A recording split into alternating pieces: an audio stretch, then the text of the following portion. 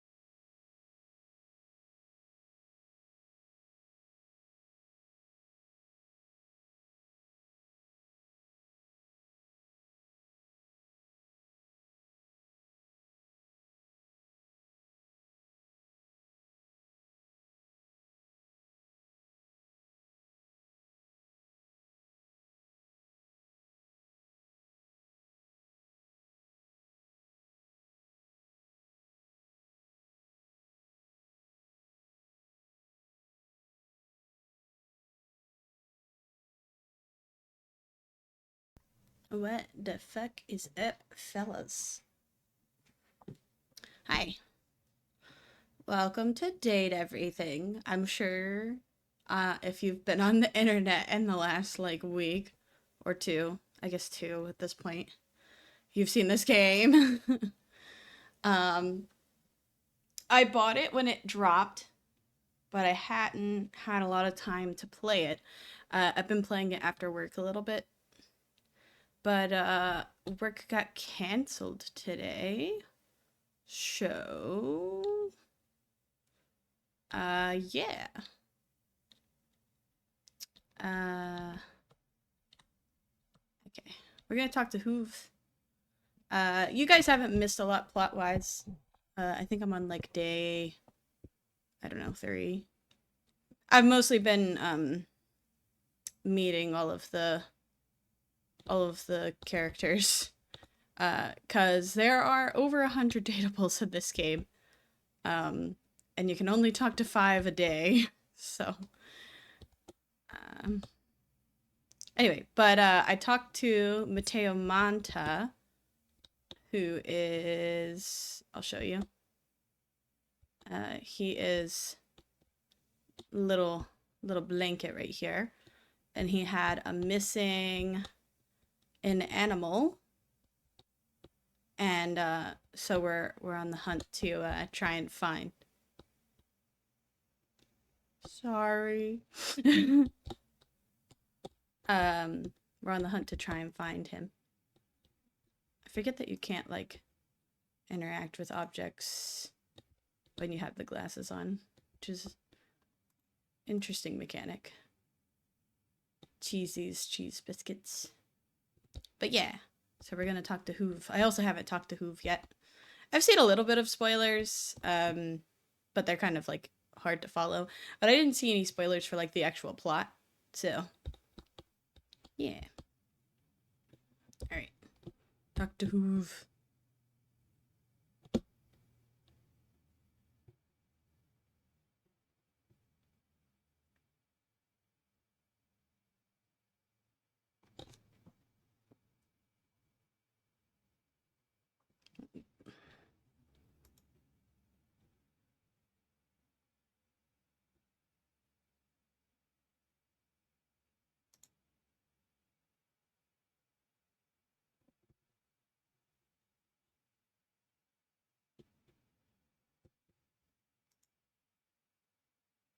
What was that noise?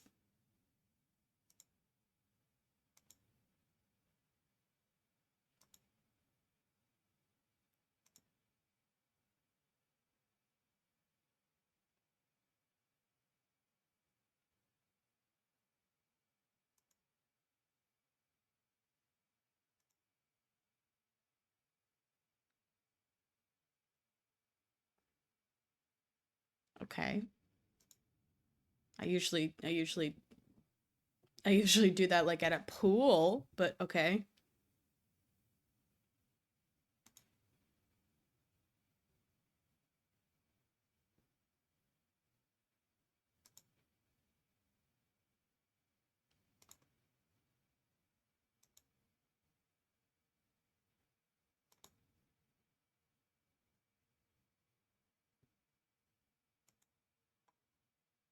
Henry Hoover.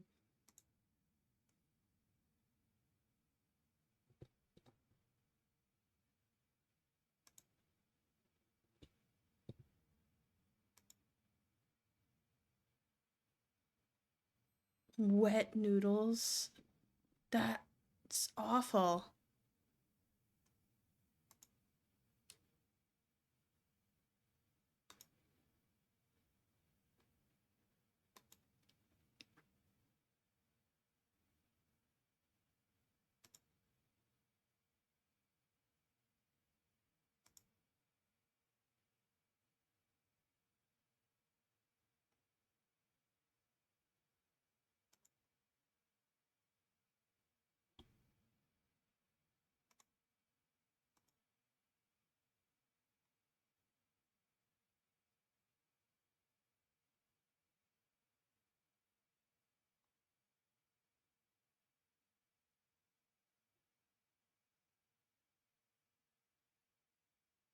So you're the one is what?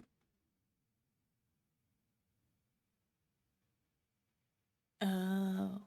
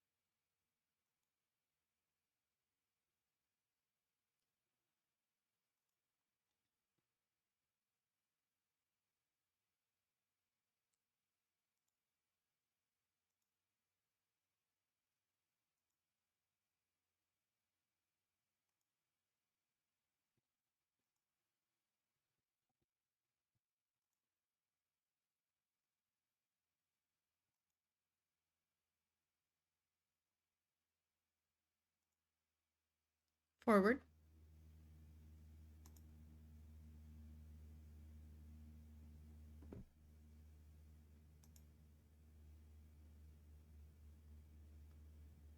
Well, that didn't go amazing. Huh. Let's see how this very functional couple's doing.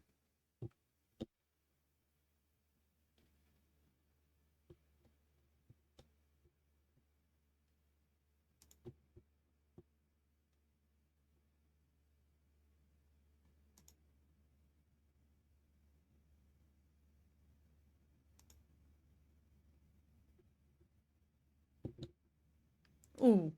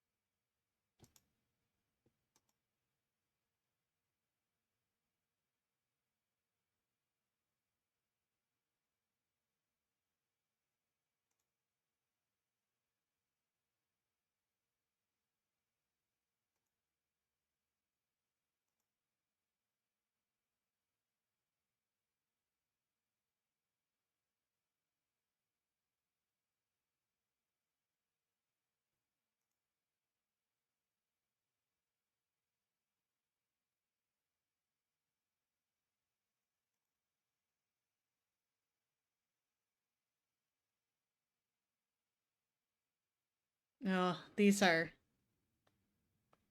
choice words. Oh boy.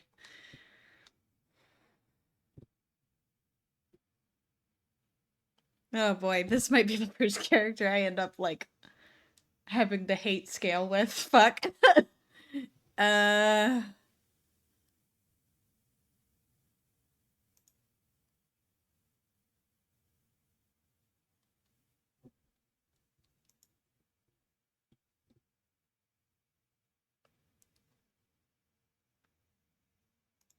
mm,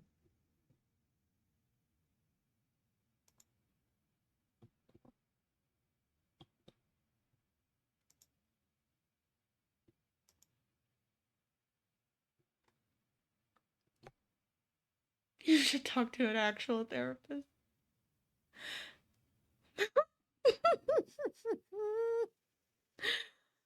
Oh boy. Sure.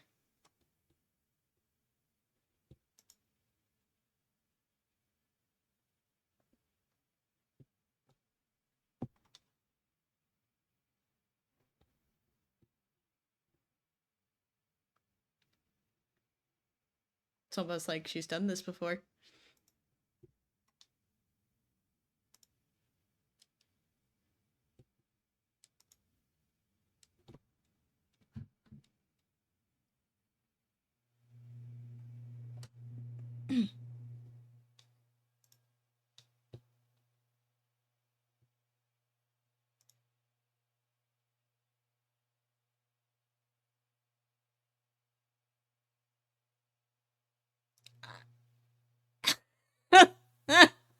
Okay.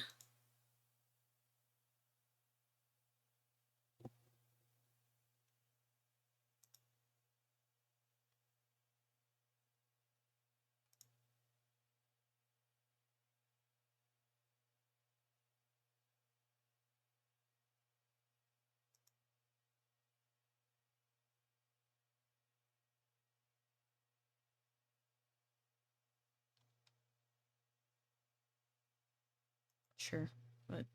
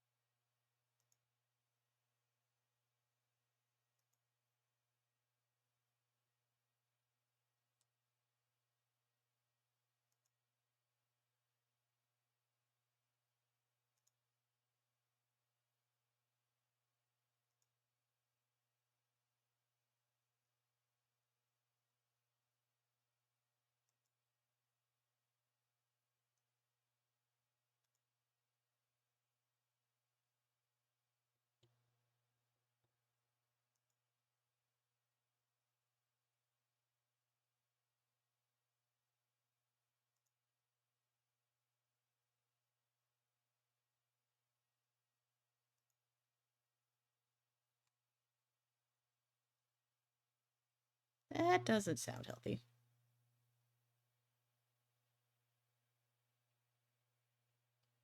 Oh, girl, that's not.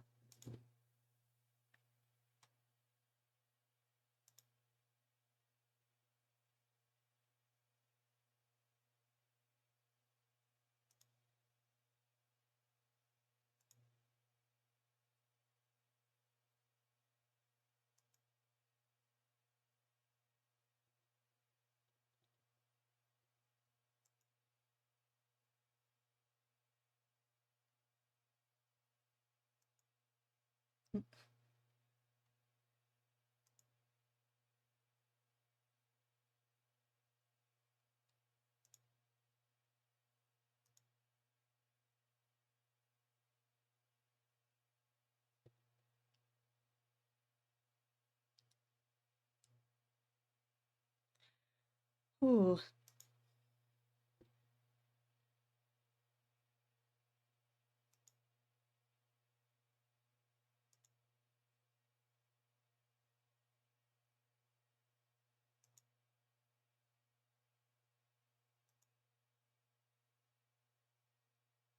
Why are you putting me in the middle of it? I'm just gonna tell her to leave him because he doesn't seem happy either. Smile.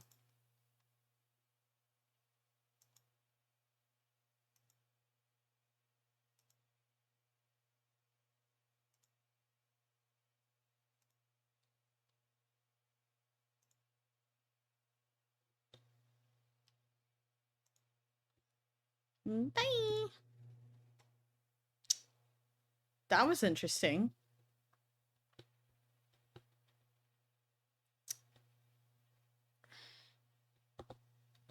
That was something. All right. Let's go look at the data decks. Let's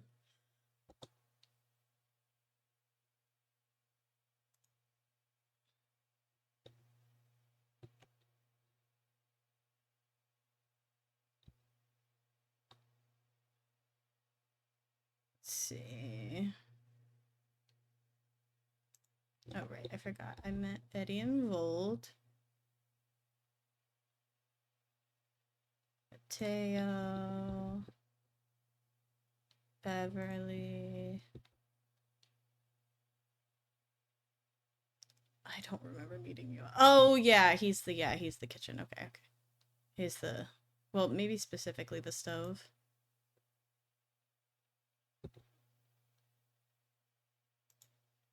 Barry Styles. Darrell. Mac. Chance. I can't talk to Chance until yesterday. Or yesterday? Hello? Tomorrow? Benoit. Drysdale. Harper. Dirk.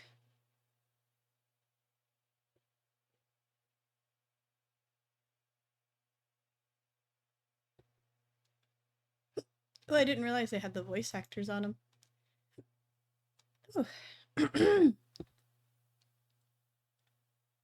Okay. Oh, right. And I meant Nightmare. Nightmare was an interesting one. Okay. I say we go to the breaker box. Because I said so.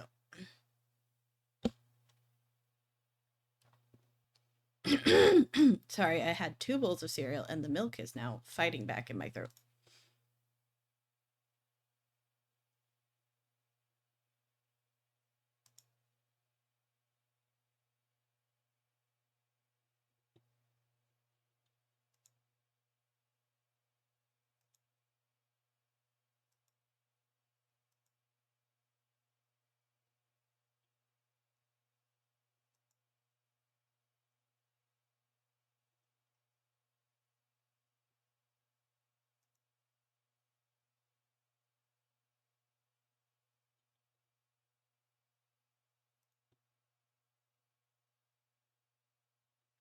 Also, chat, I would like to say that Volt, thank you for coming to my TED Talk. He's very pretty. I love him.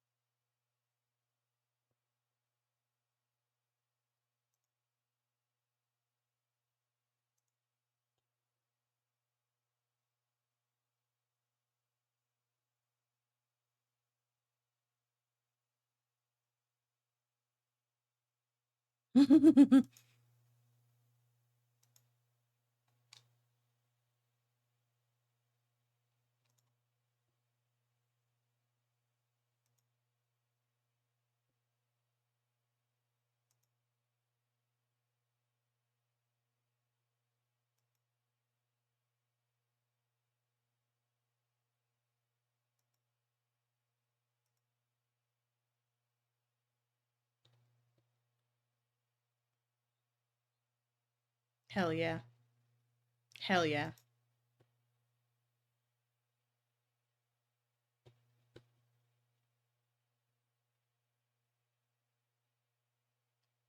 Damn.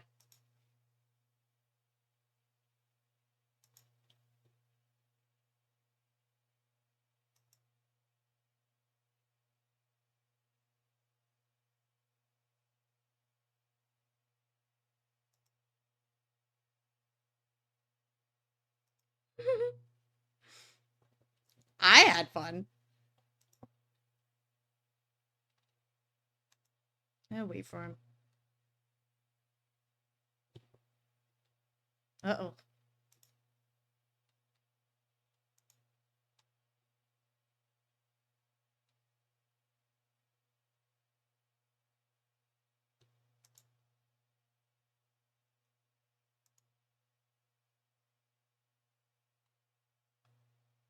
Fucking love you too. Damn.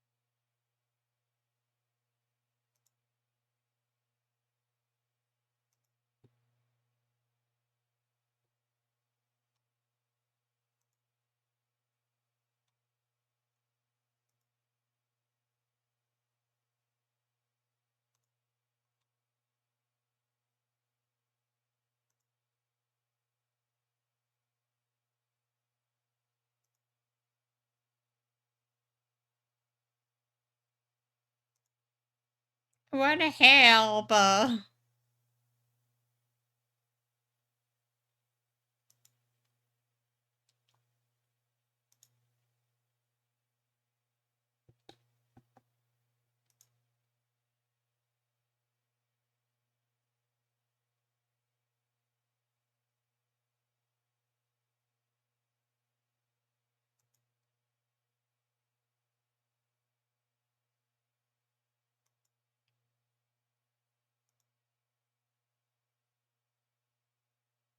Regretting even talking about this. I think I'm gonna go. Damn.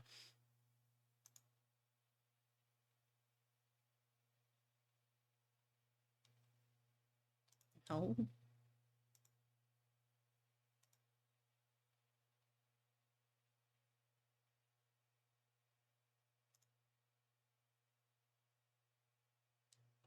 Okay.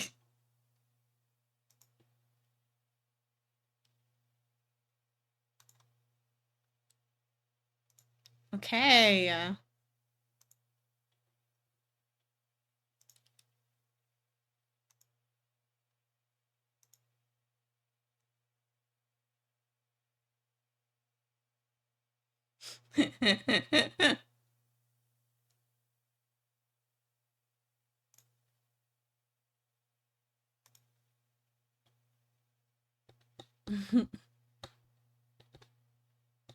Time for bedtime stories with Teddy. Bedtime stories with Teddy.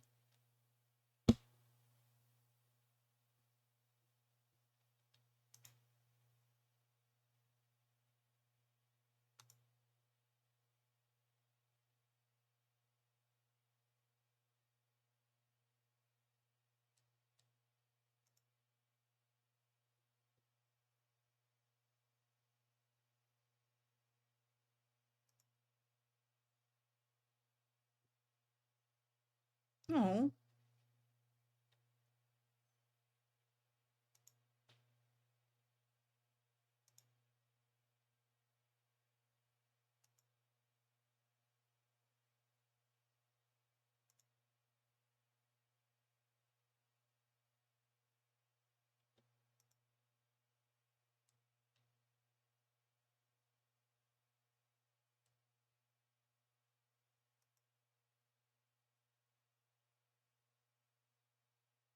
Oh.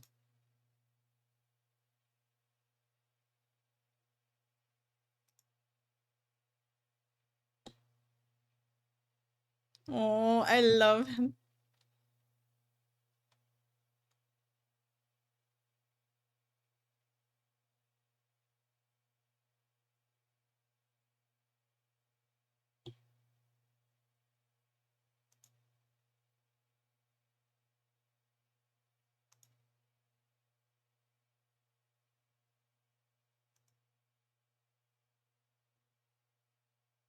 Oh, okay. I ended up in a loop. Okay.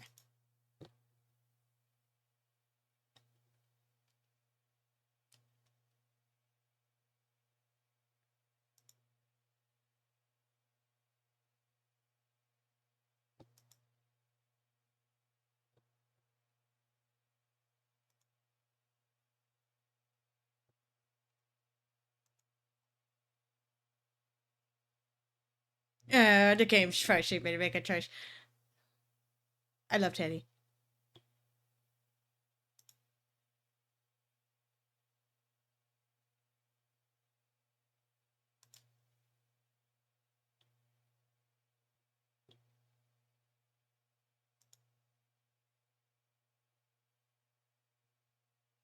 Cute.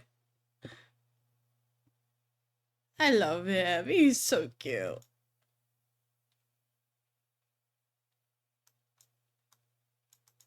What?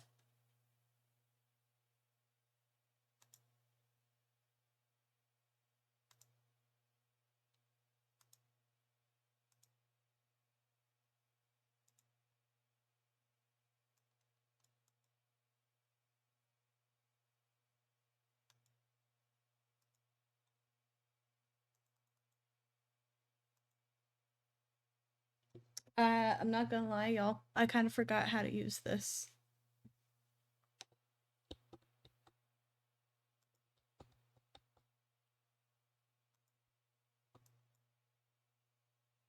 I'm so confused.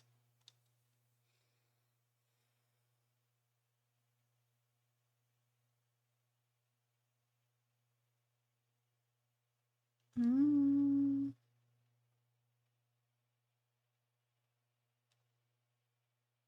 let me see.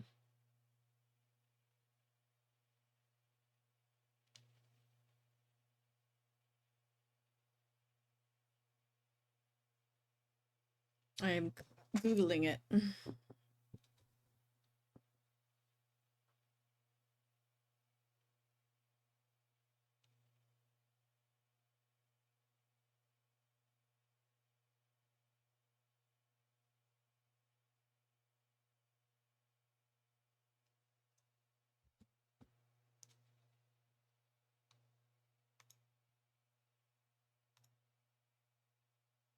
Ah. No bedtime story that time, but that's okay. Wait, actually, it says go to the data decks. Where is Tedith? Where is Tedith? Jean-Luc Bissois. I haven't tried talking to Ducky again. Where? Oh, wait. I scrolled past.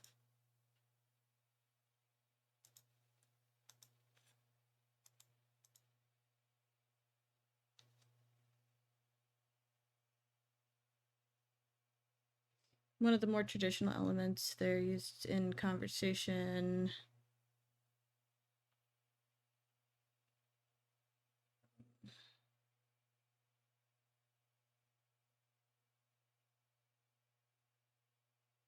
which determines the points you will get from their ending.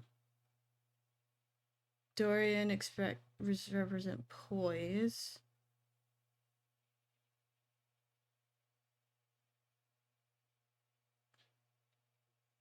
It's used to serve two specific functions: to pass speech checks and conversation, and to realize datables.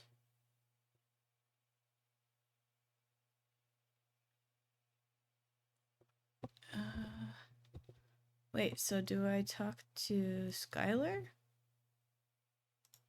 Ah, okay. Well, we'll go to bed and I'll try to talk to Skylar tomorrow.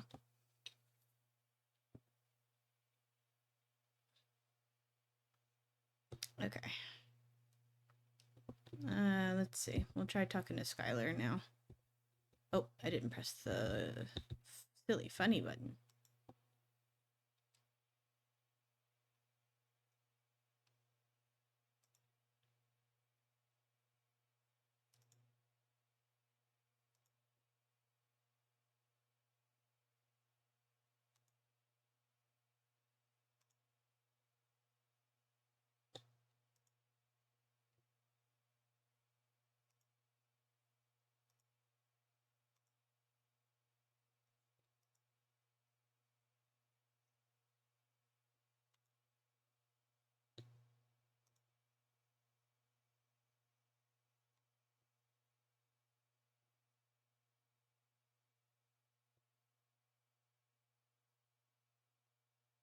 Switch some features around.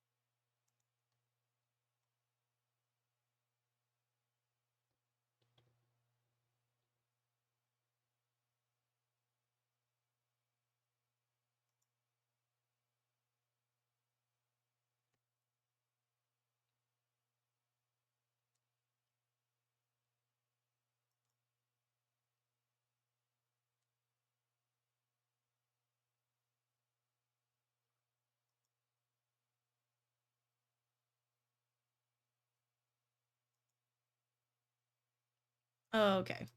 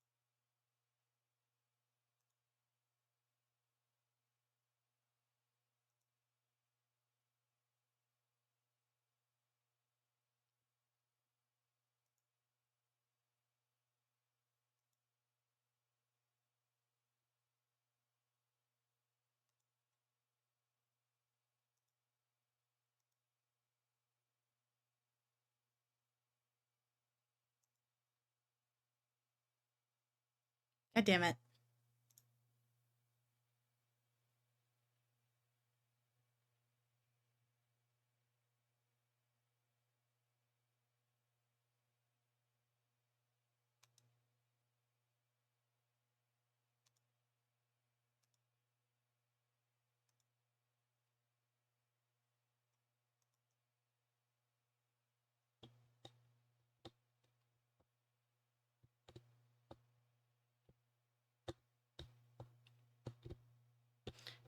I can't tell if that's Dorian every time I run into the door. It's like an inconsistent sound. Alright. Time to see what kind of work he's gonna put us up to.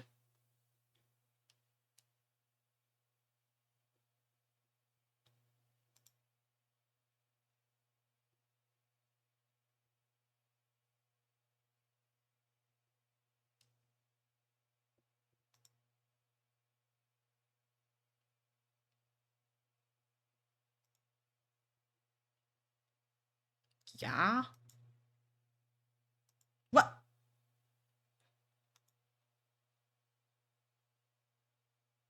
You made a bet with who?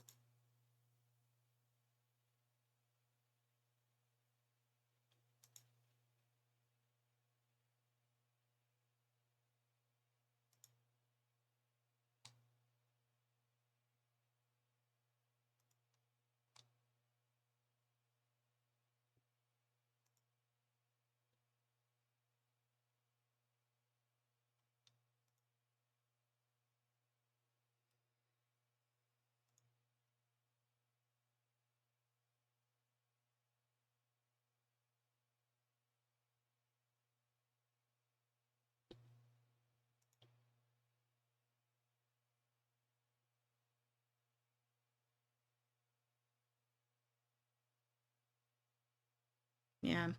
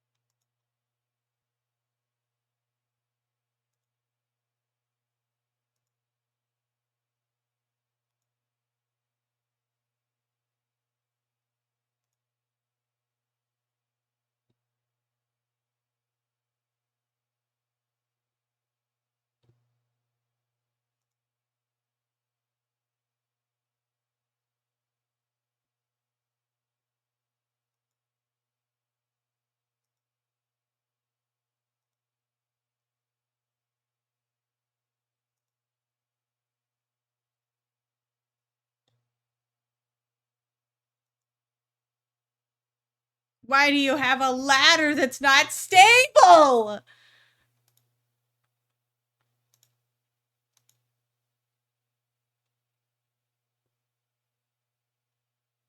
Oh.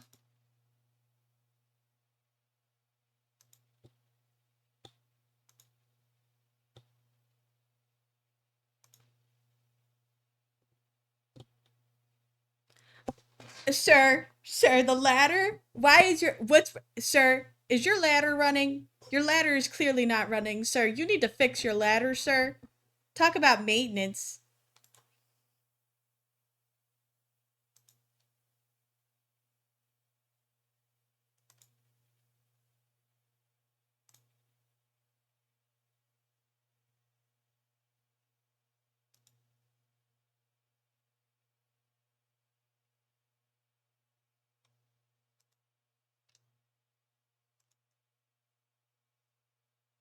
Yeah, that's real.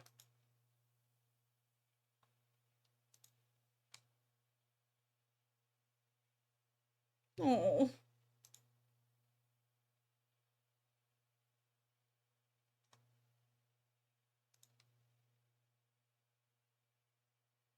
No!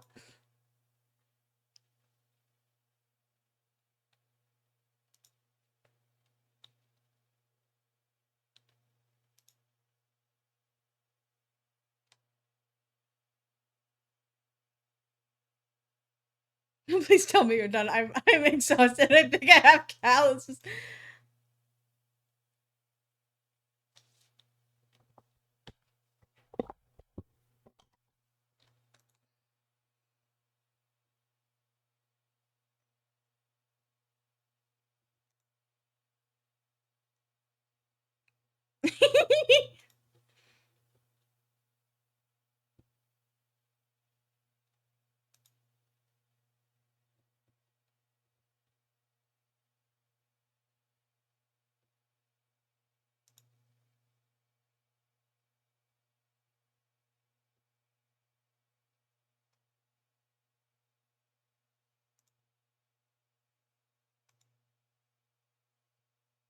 No.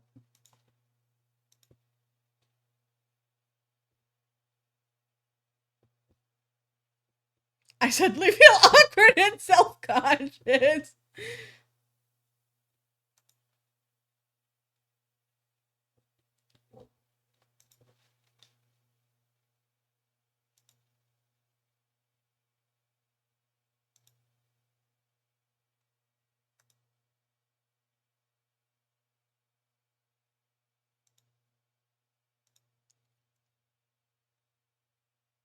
Pain.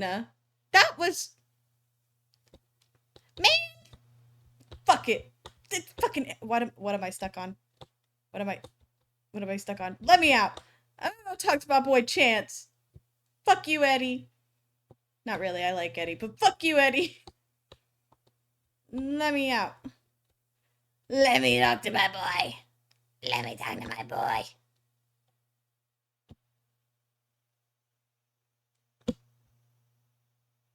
God damn it! How did I go? Okay, for context, I have been trying to seduce this man, and I've gotten this dialogue every time I've talked to him. And I looked up a walkthrough, and it says to wait a day, and I wait a day, and this is what I get. Angie! No. Give me my save point. It hasn't autosaved today at all? Really? Really?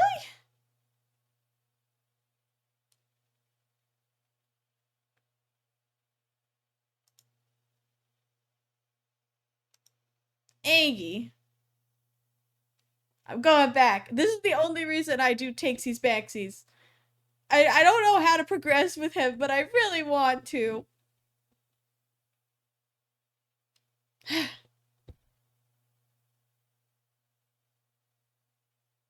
Did I? Motherfucker.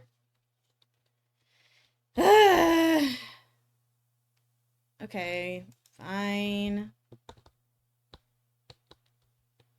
I'm sorry, Dorian. I'm a clumsy bitch. Okay, well, since I don't know what the fuck I'm doing with Chance, let's talk to the computer because we helped them update.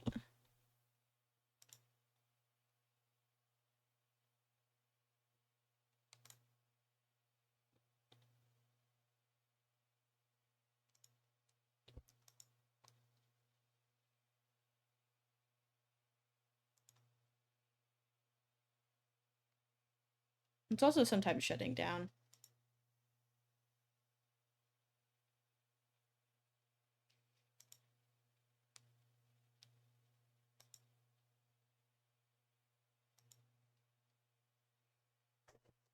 I got a commemorative tattoo.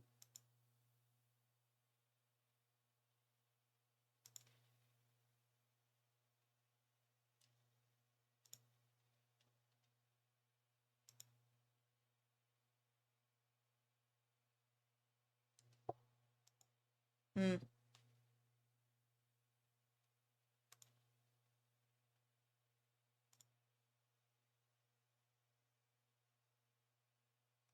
Oh.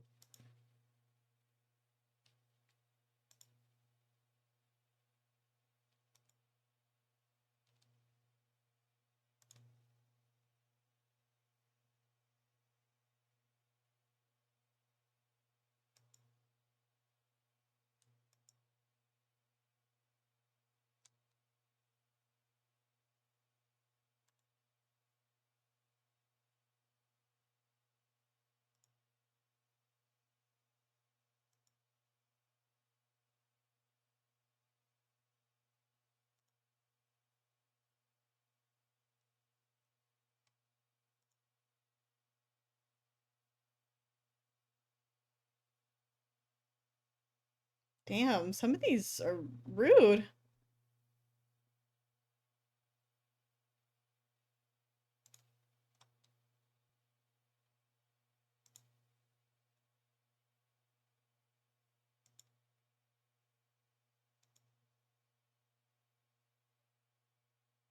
I don't know about that.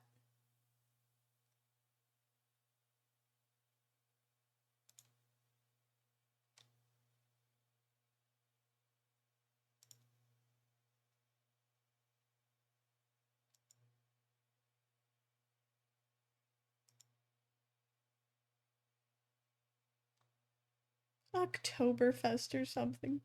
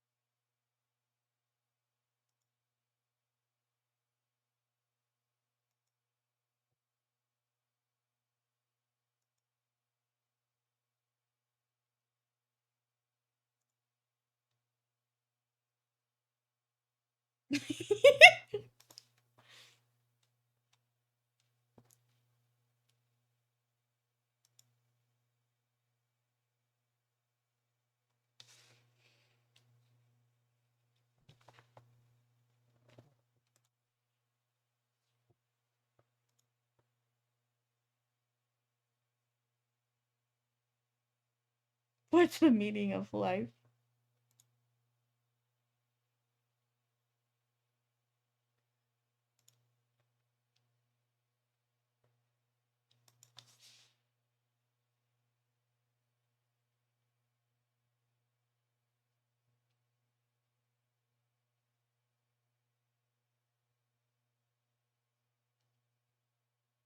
Sorry, I'm wiping my glasses off.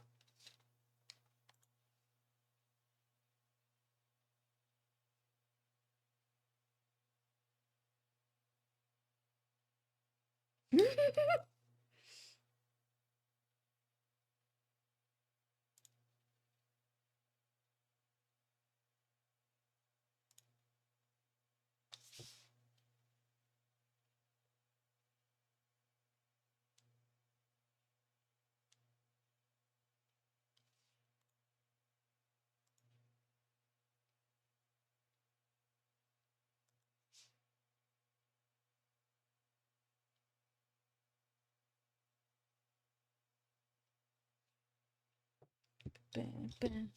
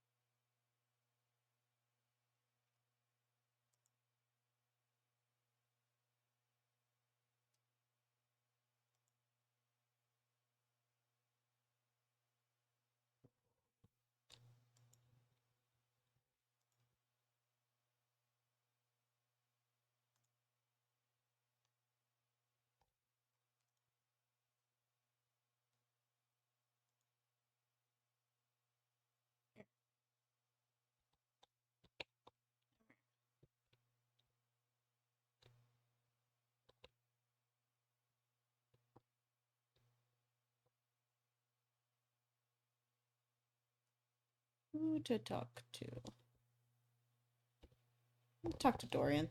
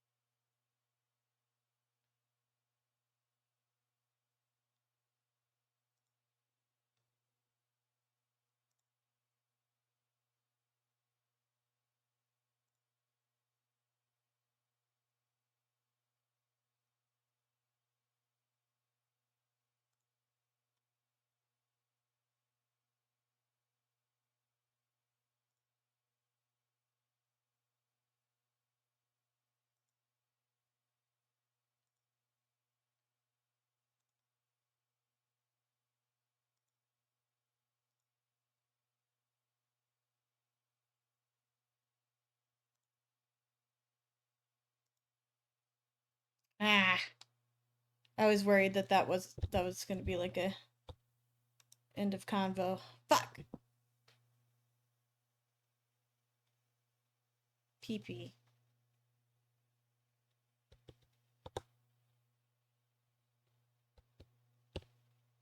Let's go talk to the duck. Duck. Duck talks to angry duck.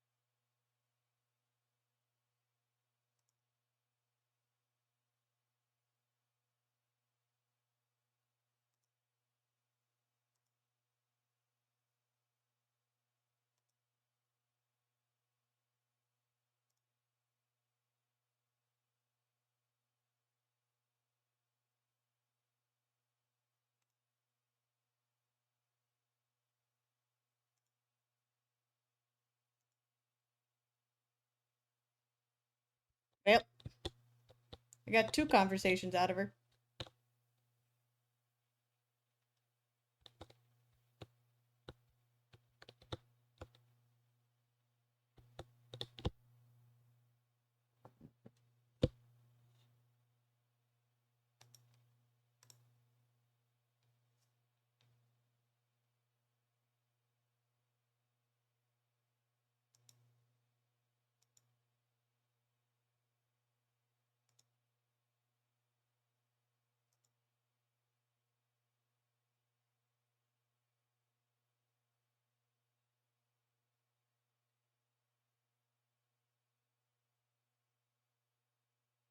I kind of want.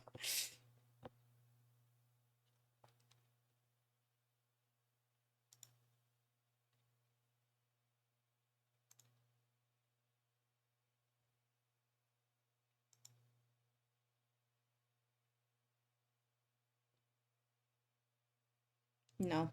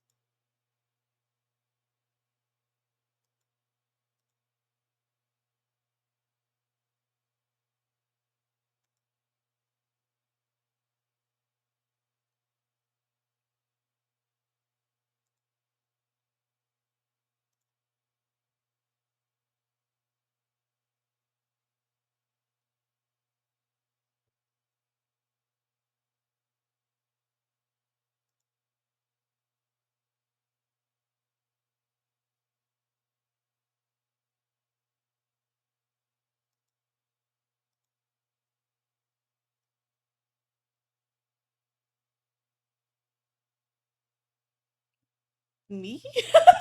Just me?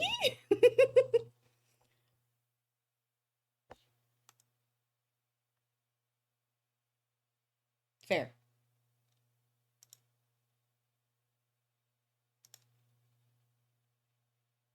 I do. I get you to like me.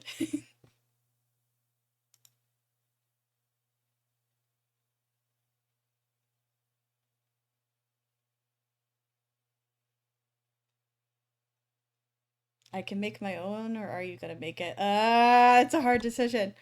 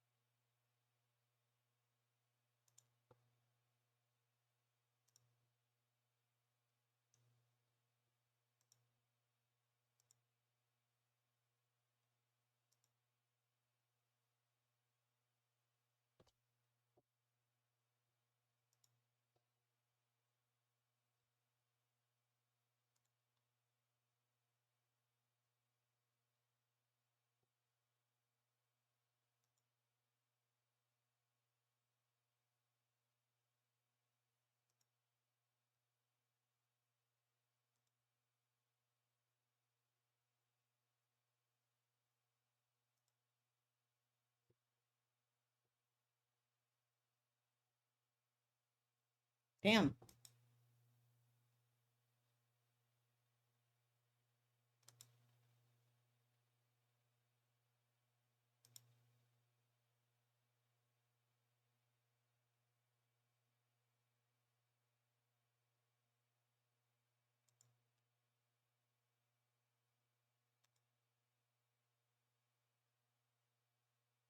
Oh.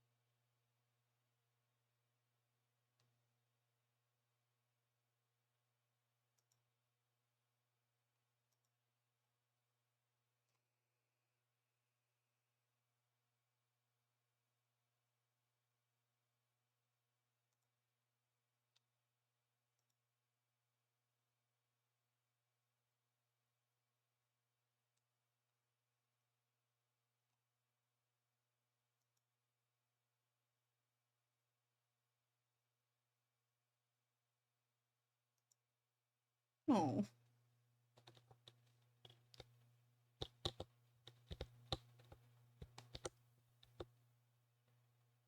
Let's see, we got three more.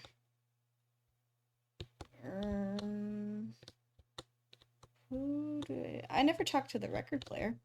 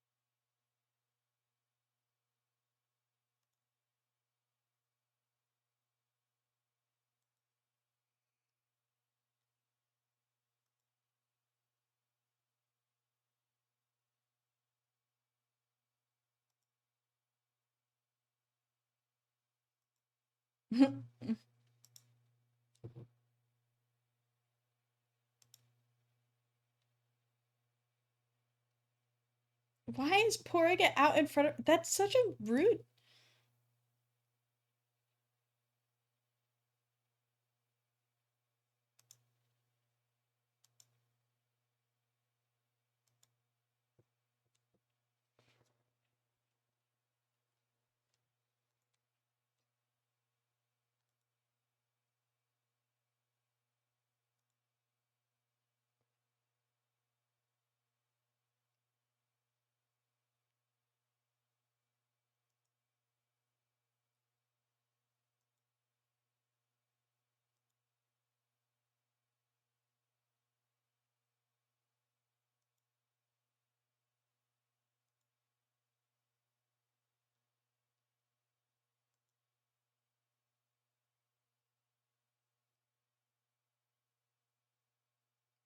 Oh, girl.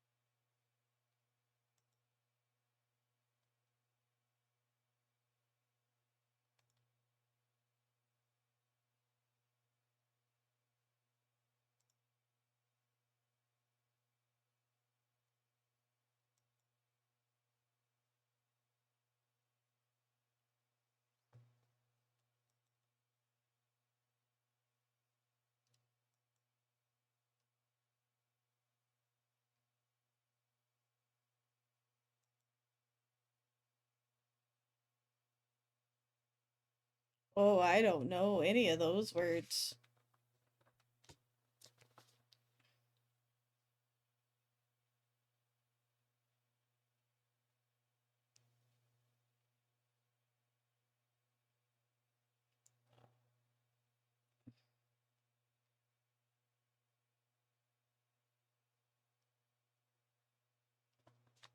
Okay.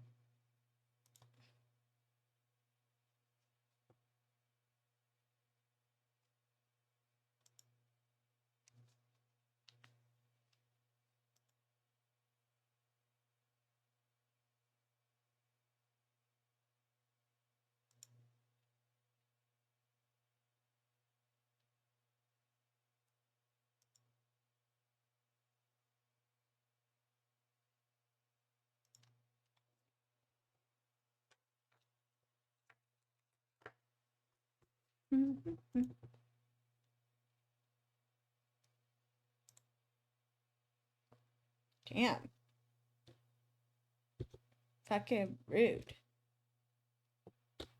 Okay. I'm kind of curious if I can go back to the breaker box. And, like... Ah, that's what I thought.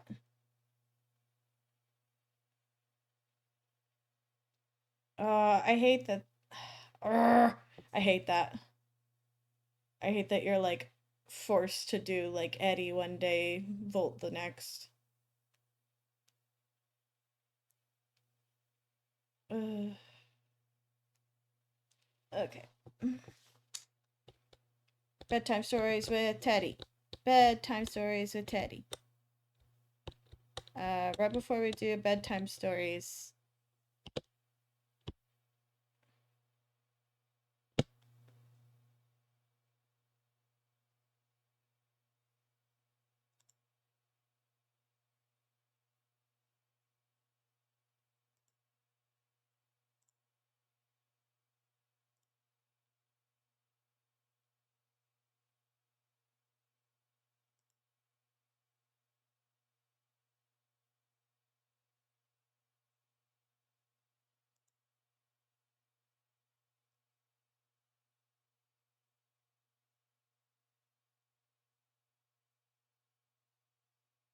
Sorry if you guys are getting the feedback on my end. Still don't really know what's causing the feedback, if I'm being real. But I am gonna BRB real quick. I'm gonna go potty and then we'll do the story.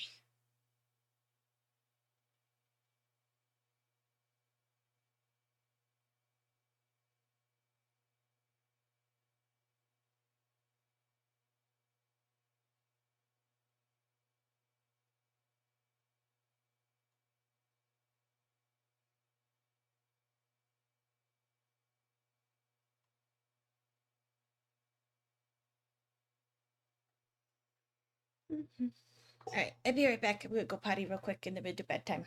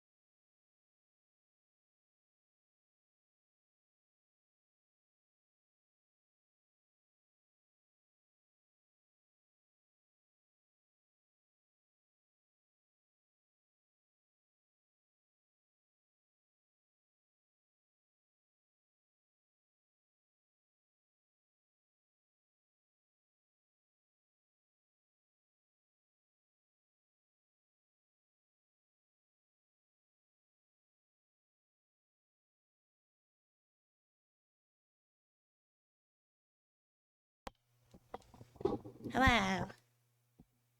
I'm back. Now we could do your story time.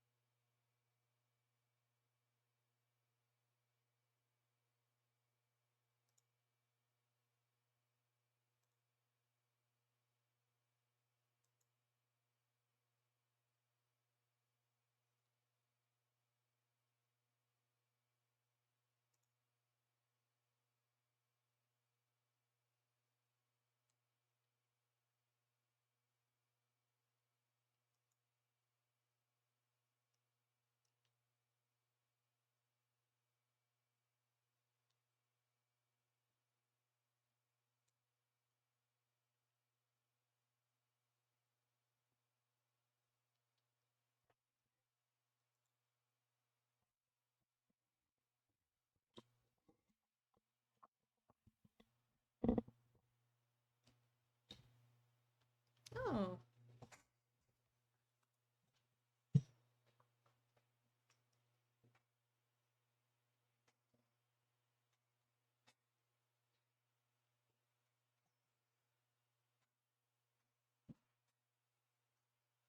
What?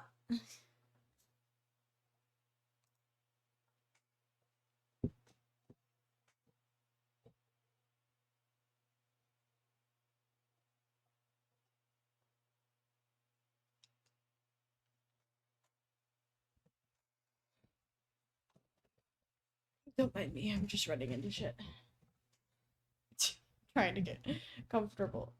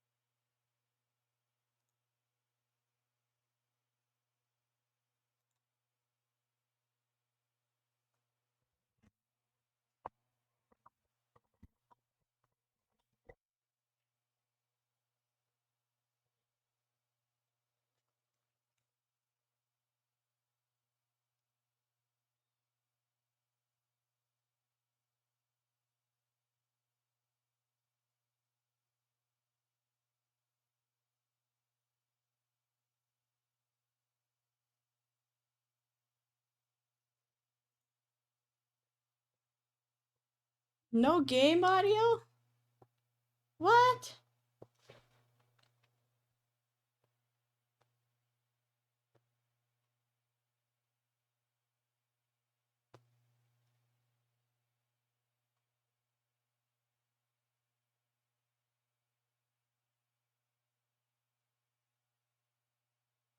No game audio. I am confusion.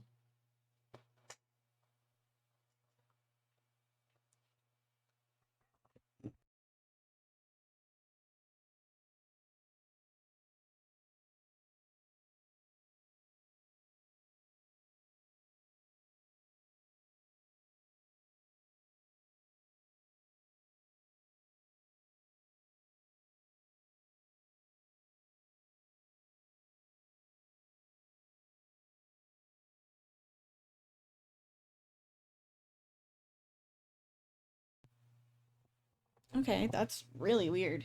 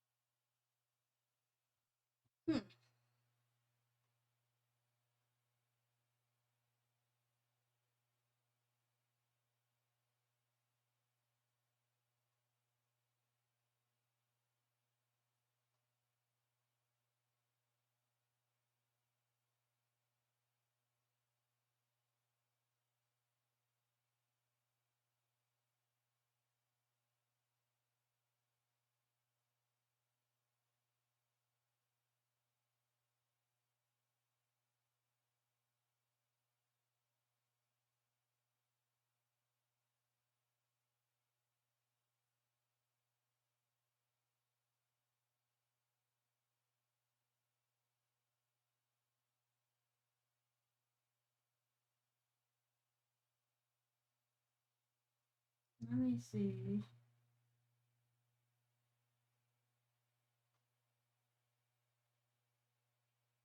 That's so weird. Something's capturing it. Because on OBS it's green.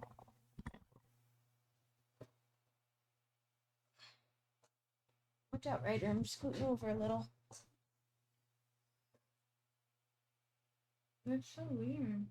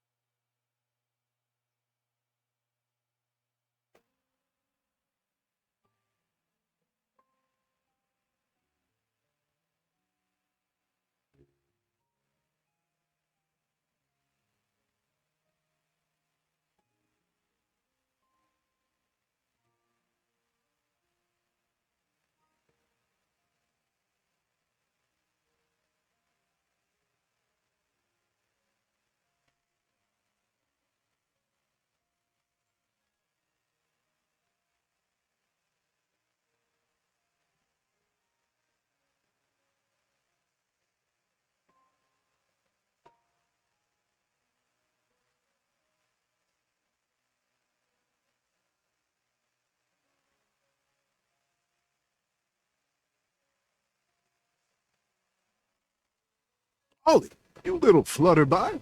Get your tentacles over here.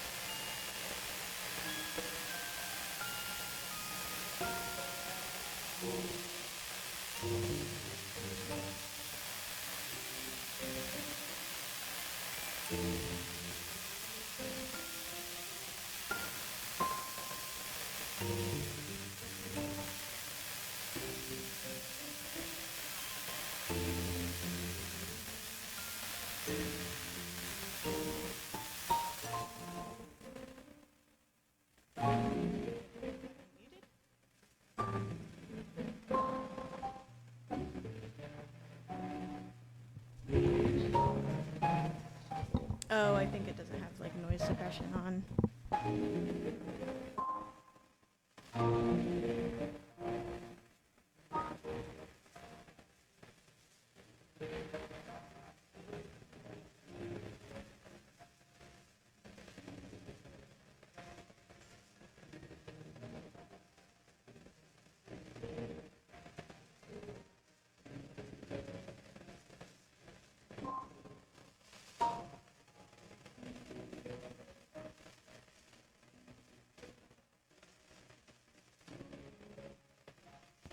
Okay, now you should be able to hear me and the game in theory.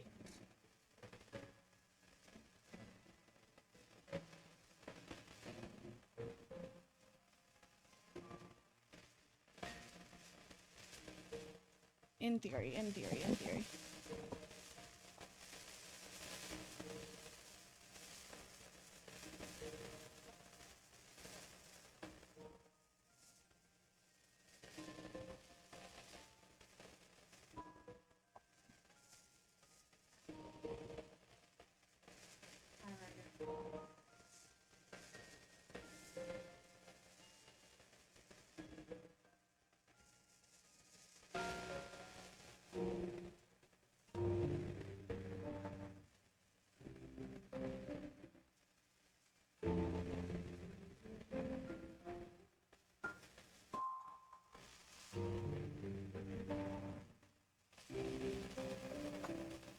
Okay, well that was weird. Thank you, Scorpy, for letting me know. You should be able to hear both now. I was double checking it on my other computer too.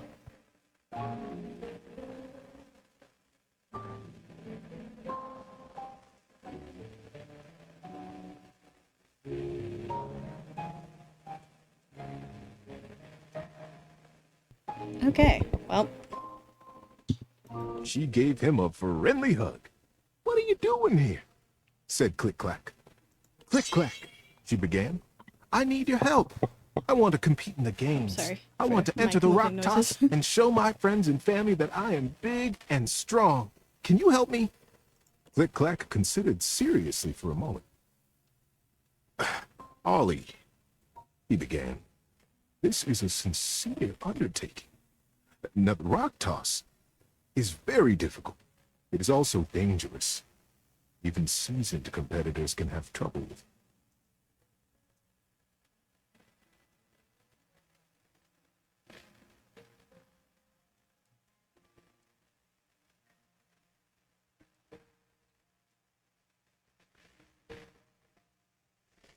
Are you sure you want to enter that event?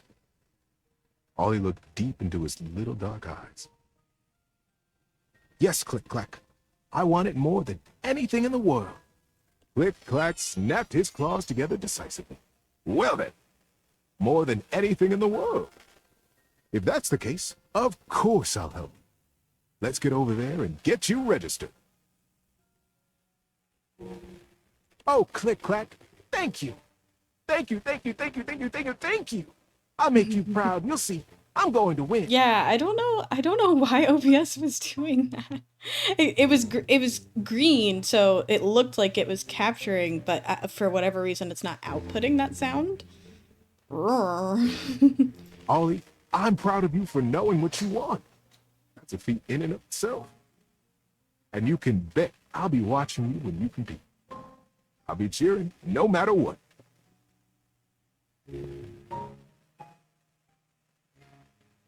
Reminds me, let me make sure it's on the VOD track too, since I had to fuck around with it. Yeah, my audio's the one thing that gets weird. Even though I didn't start in studio mode. Usually studio mode's what causes the weirdness. How you doing, buddy? Need a break? No! More octopus. Don't worry. Rest easy, and I'll continue later. No, I didn't realize that was gonna end it. Okay, well at least since we... Yeah, OBS really do be on something. I don't know what, but it's something. Okay. Let's turn up the music a little.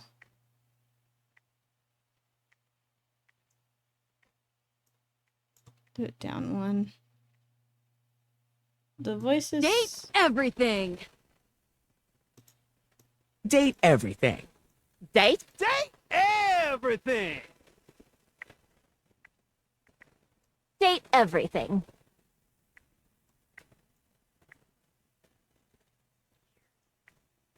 Oh, wait, actually, while I'm here, let me chill out on the camera sensitivity.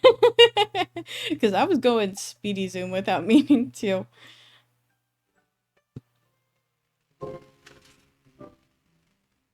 Okay.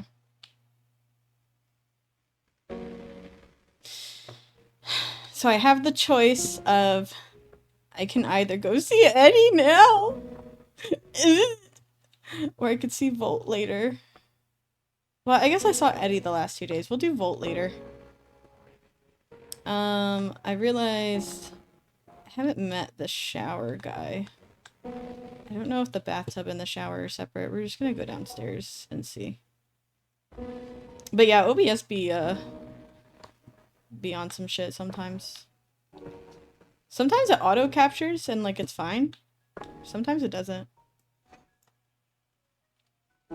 Hell yeah. Oh wait, can I take a shower? Yeah! Shower time! I could do the water, or I could do... Oh wait, yeah, shower guy. It's jarring to hear someone else's voice singing in your shower. After all, you haven't brought anybody home since you've been here. But this isn't some forgotten paramour from the night before. There's a singer in your bathroom, and he's using your showerhead as a microphone. While his singing may be less than professional, he certainly looks the part. His handsome face is framed by I want to know glistening who came ringlet up with curls. the shower His idea clothing for has a Elvis. sterile, hygienic vibe, a stark contrast to the smouldering, sensitive artist you see before you. Honka, honka, wet hot love. Honka, honka, wet hot love. Honka, honka. Oh, hey, hey! Oh, jeepers. Didn't hear you come in.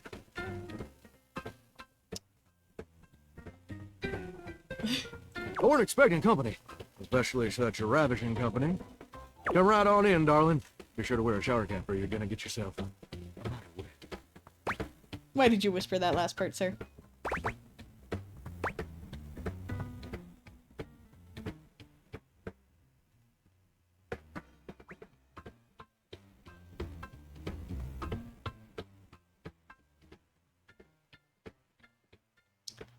Uh,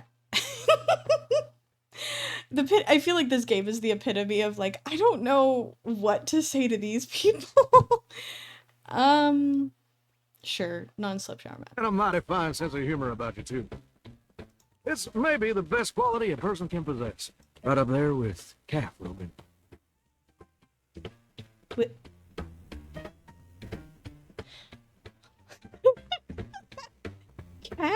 calf rope? Well, I'm just as happy as a pig in mud that you decided to stop on in. It's mighty nice to see a new face around these parts. Variety is the spice of life, as they say. And I can tell you're a healthy dose of paprika. Well, maybe you're more of a...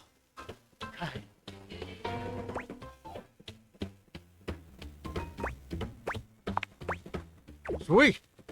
Ooh, that's sweet. Like nectar straight from the honeysuckle. Unless you ingest a whole spoonful, of course.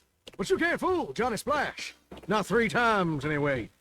Not again. Well, I reckon we'll have to get to know each other better to really find out.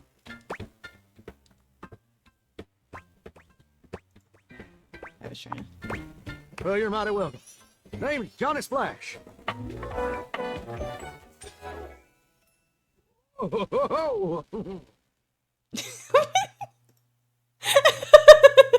And I just want to make absolutely sure whoever saunters over my way is treated with the most respect and hospitality a gentle shower like myself can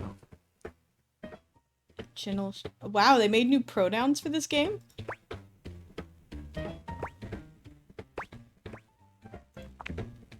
Now, don't that sound like a hilariously sardonic send-up to our crazy modern world? But being a shower, I don't understand the difference. Here's what I reckon I do know, though. It's just real darn important that folks keep coming by. If you're told, you're kind of monotonous around these parts.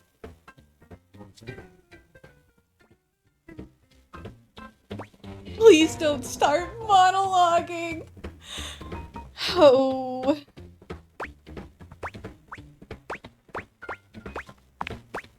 Yes, sir. The bathroom can be a frighteningly monotonous kind of place. Just duller than dishwater. Or toilet water, as the case may be. I mean, just think on it for a second here. If you go to a bathroom to have yourself a good old time, to experience something new and exciting, to meet someone famous or important. Well, okay, it does depend on the bathroom. See, that's exactly my point. That's just not what your average bathroom is for. Your common bathroom is a utilitarian kind of joint. Sure, it's useful and consistent, but it ain't a particularly lively spot. Ain't no nightclubs in no bathrooms. You know what I'm saying?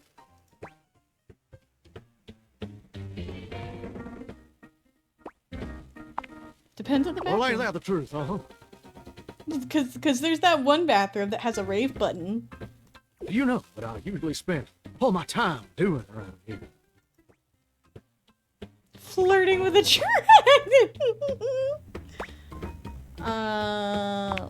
Binging TV. Heck, I wish. Truth is, darling, I spend 99% of my day sitting around doing absolutely nothing at all. You know how long it takes the average person to shower.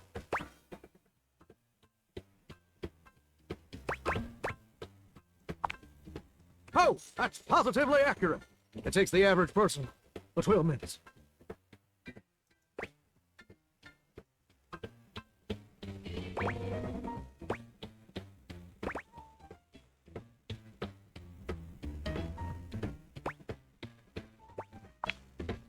Oh, Pretty brave of you to be so sacrilegious.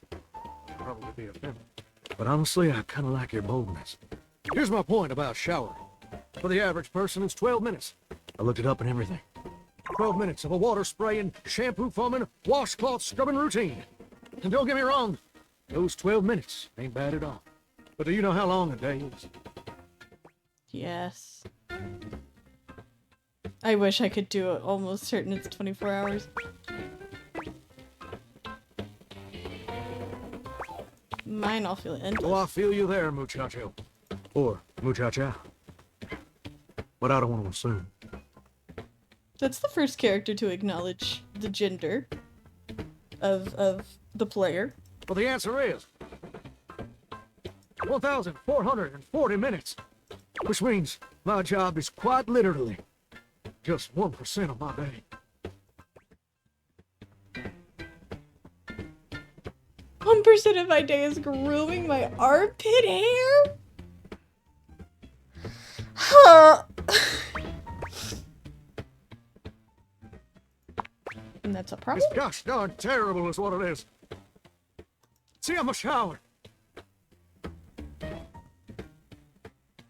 If I ain't being used, it ain't like I can just get up, go boogieing down at the dance hall or something. I mean, yeah, I guess that's fair. Can't just hop on over to the mall shop for a milkshake and some light canoodling. No. Just here. Perpetually stuck in this humdrum, go-nowhere existence. Do you know how that makes me feel? Like you complain too much. Hungry? Maybe a little. But here's the real issue. It makes me feel unfulfilled, listless, bored stiff, like a scarecrow in a cornfield. Like I'm gonna be stuck here forever. And all my dreams ain't never gonna come true.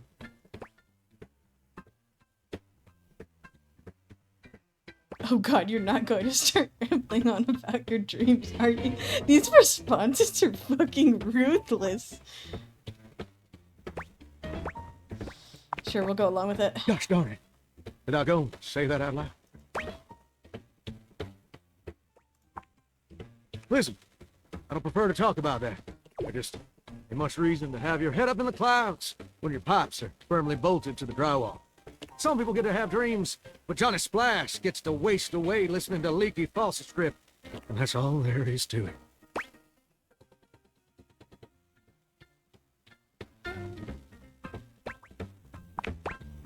Oh, what the heck? You done twisted my temperature knob. Now, I reckon I usually don't do this, but you got a trustworthy face. Okay. Plus, I'd be lying if I said I wasn't just a little bit sweet on you. So, I'll tell you my super secret dreams. Goodness. Ah, I wish I had more sass. Ah!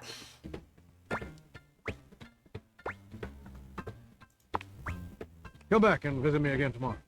Show me this ain't some meaningless fling for you.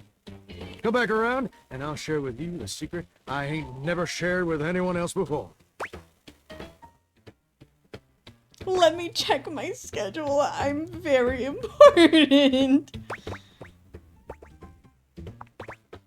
Hope I'll see you then. Now you better mosey on out of here quick. Plumbers are coming soon to fix my water pressure issues. Oh. But before you go back to your overworld home, it appears that Rebel blocks your way. Ma'am? You. What are you doing? Couldn't get enough of me, huh? You weren't even in here. Thought I told you to get lost.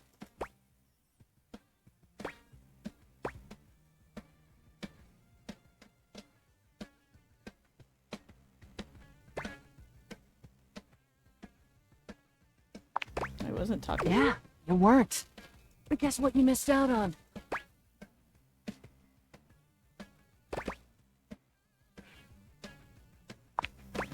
It's my ass. Highly unimpressive.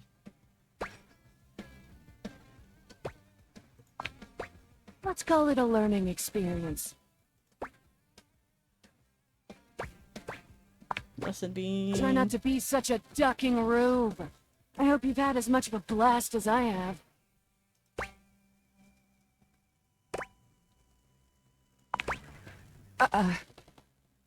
Rebel seems surprised for a moment. They look at you hard as if trying to decide if you're serious before their eyes fall to their feet and they mumble a response. Sure. Whatever. Well, it's a good thing that unlike the other idiots in this house, I'm not just here to fawn over you and try to get you to love me. So you can take me as I am, or you can go right ahead and duck off. Rebel out. Okay.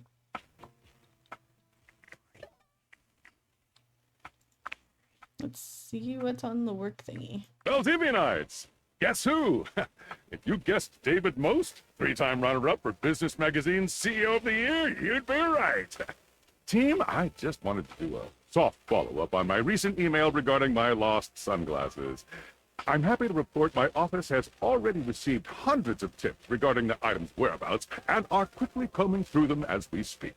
However, I really must reiterate that the tip line is for verifiable leads only. I saw them in Turkmenistan, or did you check up your butt? While obviously very humorous, detracts from our serious efforts to expediently locate the missing item. In that spirit of camaraderie, anyone who sends a false lead will be downsized on sight. Thank you for your ongoing support. Okay, David.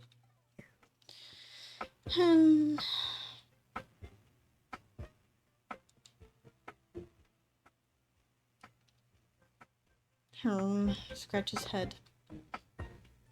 Who do I want to talk to?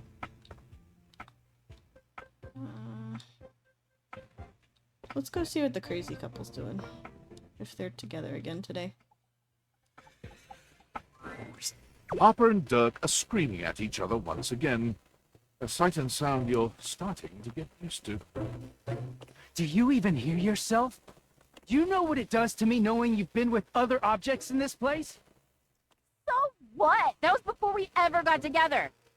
Oh, so you're saying it'd be totally fine with you if you had to fuck in a place where all my exes did? That is not the same thing. Besides, we both know you're cheating on me, so it's only fair. Oh boy. I wish I was cheating on you. At least then, it makes sense for you to scream at me all the time. Stop playing innocent. I know you're cheating with the Hanks, and there's way more, too. No, but hey, maybe I'll start. Those guys all have one brain cell to share between them, and they're still smarter than you. Yeah, I have to be stupid to be with a loser like you. You can't even see when you're insulting yourself, you bird-brained bamboo bozo! Maybe I'll just get with the Hanks, too. See how you like it. I'd love that! I could get a little peach for once! Hopper lets out a scream, her hands clenched into fists. She looks as if she wants to say something, but her face crumples into a sob, and she leaves the room with a quavering wail. Dirk slams his fist against the wall, seething in silence. That's what happens when you cheat. That's diabolical.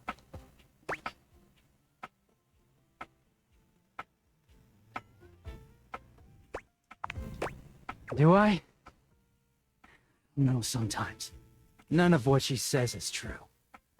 She lost one boyfriend once to shit that was outside my control. Nothing to do with me. She doesn't say it, but I was there when Chappie got washed. We weren't together back then. I'm positive she blames me for it. Like I could have fucking done anything about it.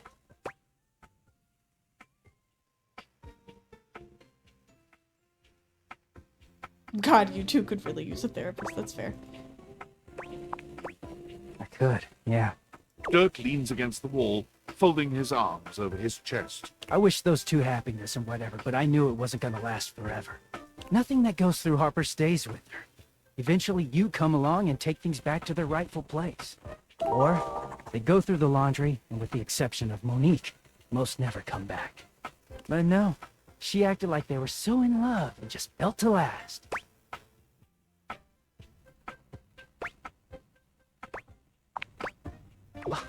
Yeah, the ghost of Chappie is hovering around us all the time. Fair. Chappie never hurt me. Chappie never cheated on me. Chappie's lips were the softest material on earth. You dated for weeks. You didn't even know his favorite color. I know because I had to listen to their mind-numbing conversations. You know, Chappie wasn't even his real name. His name was Chapsworth L. Stick. She gave us rhyming nicknames. She thinks I have no idea what their relationship was like, but I saw it all. And she literally says and does the same things with me. Except she worshipped Chappie. She screams at me for not being Chappie, even though she just subbed me in.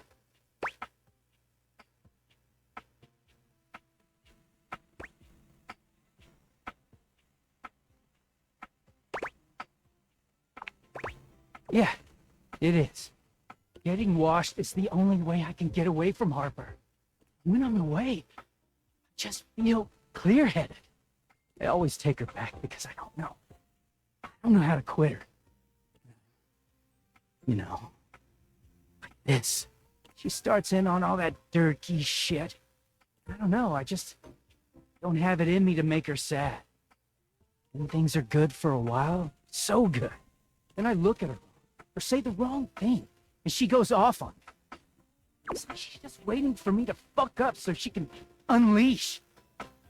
This stuff with the Hanks, not even my type. I don't know where she gets it from.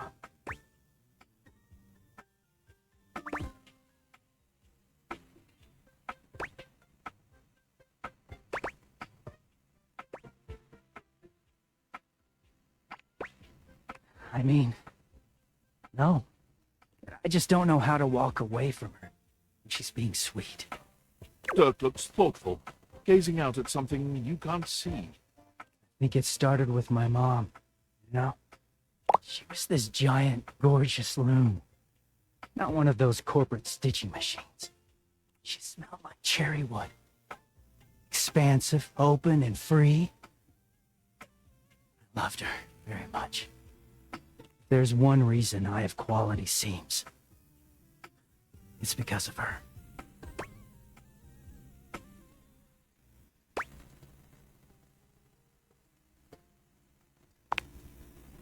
Thank you. She was a beautiful loon.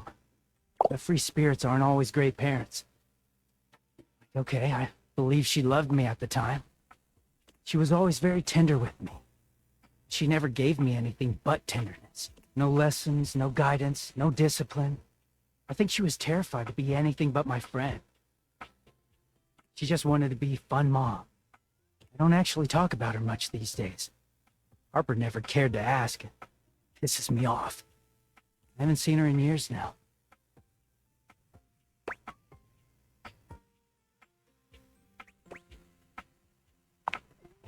As far as I know, she's still out there creating fabric, not caring about what happens to her kids after they've gone.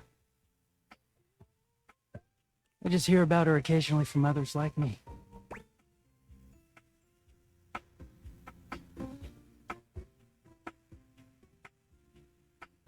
For better or for worse, she's giving us something more.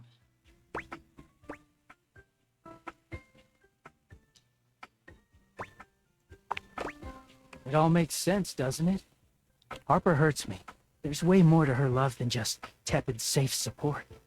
If you can get mad at someone and show up to their place screaming and trying to, I don't know, it's not healthy, but fuck, it feels real. There's a stake in that relationship. I don't think Mom would ever have gone to all that trouble for me. He sighs, pushing back away from the wall. Talking to you has definitely made me think about some things. I'm gonna go. Thanks for listening. Hearing Ichigo. Is it the same voice actor as Ichigo? Uh,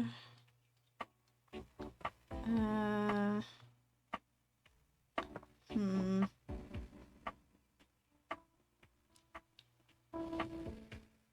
I knew his voice sounded familiar, though. Let me close this, too. Ah! Let me in.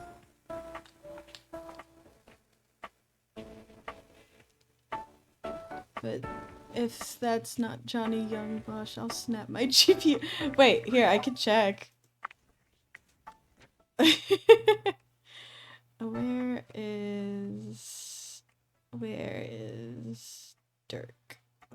Dirk? Where's Dirk? Where's Dirk? This is the main downside to there being 100 datables in this game, is that the list is so long. Let's see. Mac, Lyric, Chant, Rainy. Oh, I didn't mean to go back.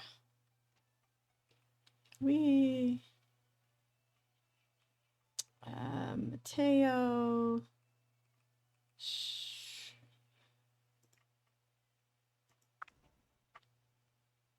One second. Where is... Where? Teddy... Harper... Oh, there's Dirk. Oh, yep, nope, that's him. You're right.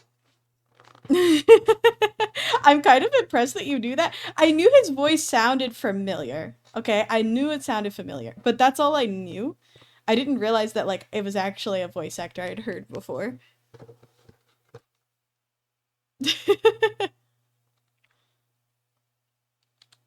Okay. Let's see, did I miss any? Oh, yeah, let me click on Rainy. Okay. So I guess that's Freddy. Is that gonna be Mitchell? Wait, stop. Game. Stop this game. Because I assume that's the freezer, right?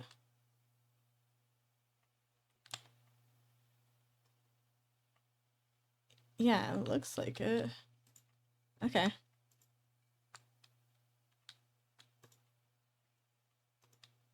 Okay.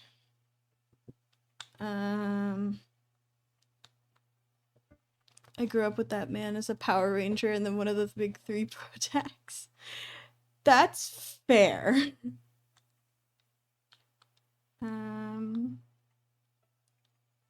Oh yeah, towel. Ooh, coffee? Is this different from Bev? A charming barista grinds coffee in your kitchen, Oh, I have a barista working so and busily she doesn't even seem to notice you. You stand there for a good few minutes bartender. before she spies I you, couldn't think of the word. startled out of her intense focus. Oh, hi there. Welcome to Roofbox, the home of all your coffee needs. I'm Kirby, happy to help. G'day. Australian coffee. I, sure am. Here to make your day just a little bit brighter with a touch of coffee. Gosh, that never gets to hear what's all good to say. What can I get for you today?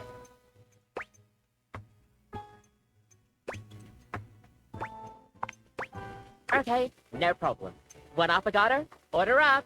Kofi flies into action, assembling your drink order with speed and skill.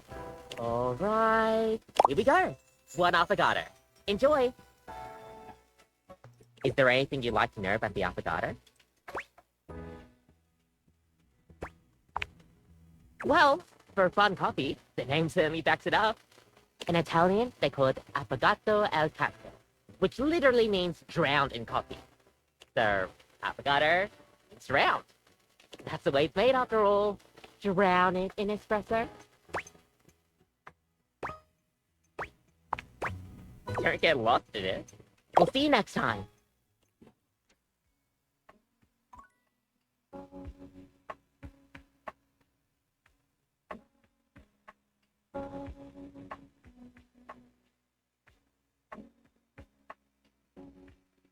Okay, that was new. Haven't had a cutscene like that.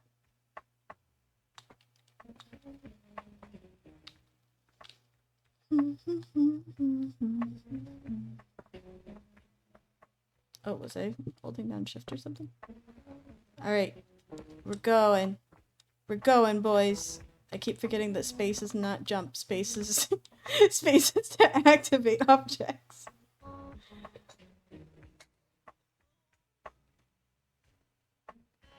Okay. I was just turning it down a little because I think the voices, at least the way they looked in OBS, they were a little louder than me, so. It's like hearing Todd Habercorn or Matt Mercer. You just know. That's fair.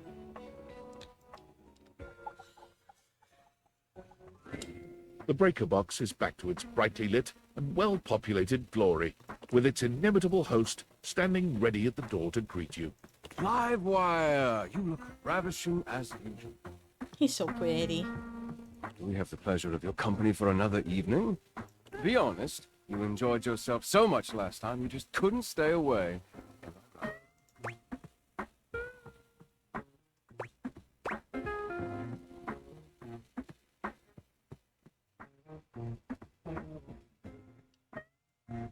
Meow. Is that so? What is it that has captured your attention, then? Do you want to lay with me, Bubba?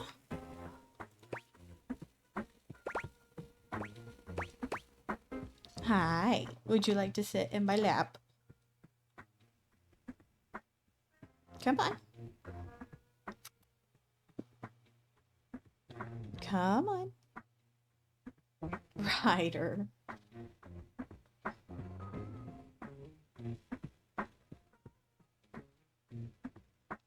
No, come sit. You don't want to sit? I would have thought he wanted to sit because the sun's on my lap right now.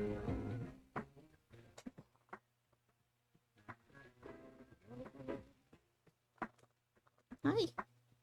You sure you don't want to come sit, Bubba?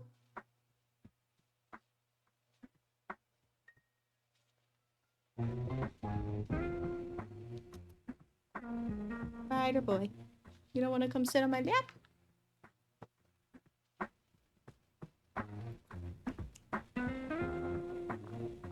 Come here.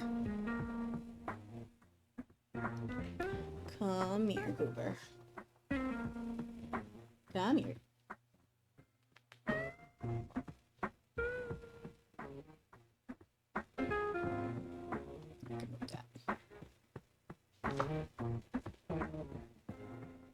Even the cat is indecisive.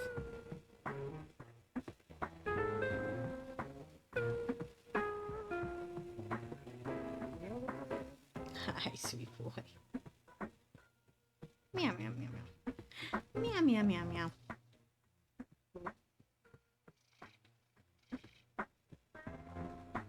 Okay. He has decided not to sit with Mother. Volt chuckles. The spark is undeniable and mutual, I assure you. I was rather hoping you would like that. Ryder. What do you say we enjoy it a little more closely together? Care to dance? Hell no, you can't make me. Not to worry, Livewire. Just so happens you're talking to the annual Halloween Masquerade Dance Competition winner 3 years running. It would have been 4, but Wallace is surprisingly graceful after a few caipirinhas. That is to say, I'm quite an accomplished dancer. Just follow my lead. With only a moment's hesitation, you acquiesce. And it's true. With Volt in full control, you have never felt more graceful. You move quite beautifully. I'm impressed. The song has ended, but Volt has left his arm encircling your waist. He turns his face to yours.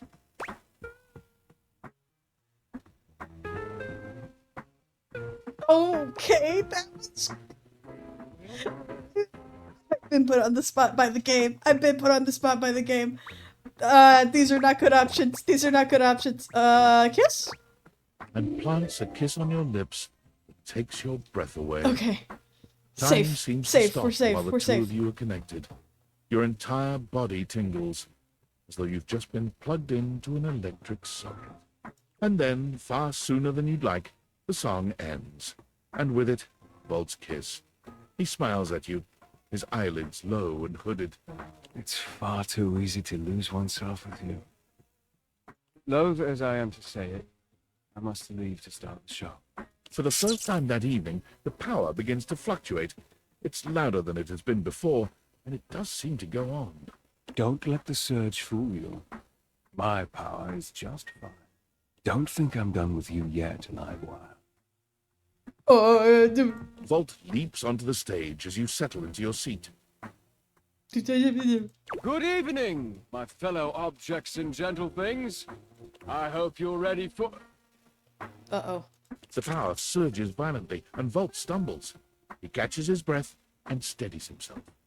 Ready for an incredible performance. Tonight we have... The system buzzes, cracking and flaring. Volt drops to a knee and clutches his belly.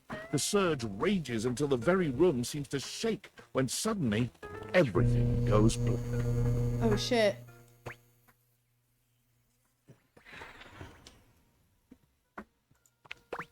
You hear nothing but the panic of the audience, the confused scrape of chairs. You make your way through the club in the dark to hear familiar voices. You have to stop, Eddie. Oh, I can get it back. Just give me a minute to recharge. I can... Oh! As your eyes adjust to the darkness, you can make out that you've made it to some back room, a forgotten corner. The electrical power grid hangs on the wall, with Eddie slumped against it. Both Eddie and Volt look exhausted. Eddie dangerously so. He fiddles with the grid controls. Stop. Eddie, please. Just let me go out. You're going to fry yourself completely. I said no, Volt. Eddie. I can fix this. Eddie. For fuck's sake, Volt, I'm not letting you go out, okay? Both know what that could mean, and I'm not... I can't go back to being alone. I can't lose you. You can't keep splitting yourself like this. If you do, then... Volt notices your presence Oh, and moves shit. to stand. Eddie holds him back. It's fine. You deserve to know.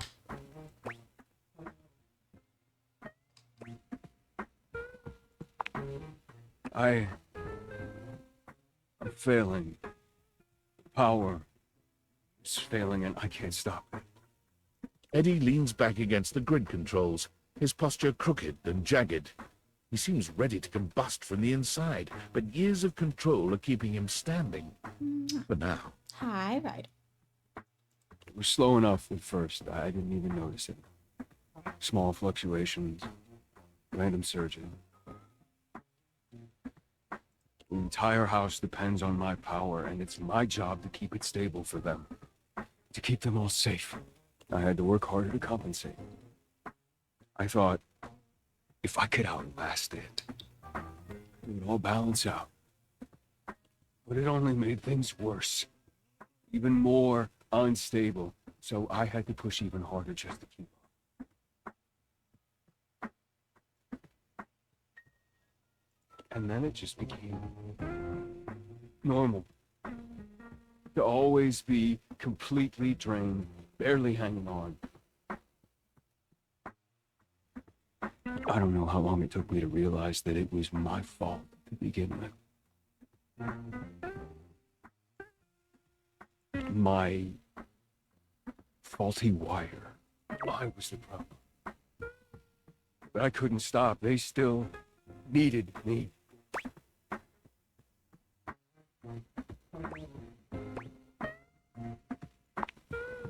Exactly. They needed me, and I needed help.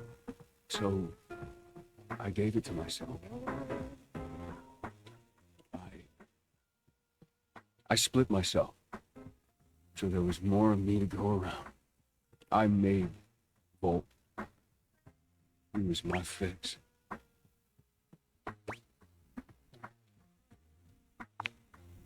Here, I'm still perfectly capable of hearing you.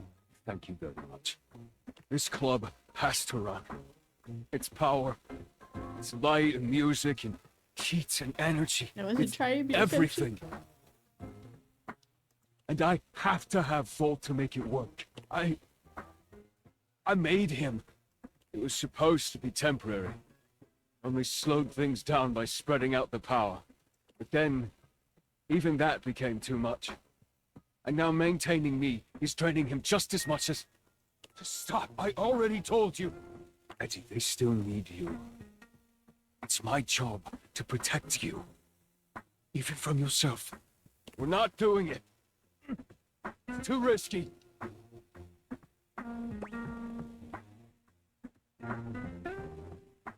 Hi, boy. The faulty wire. Oh, don't! You have to fix the wire and reset the system. Come here. Ryder, what do you want then? He just keeps batting at my face. If you do that, the vault could disappear. I don't know if I can bring it back. Please. You can't.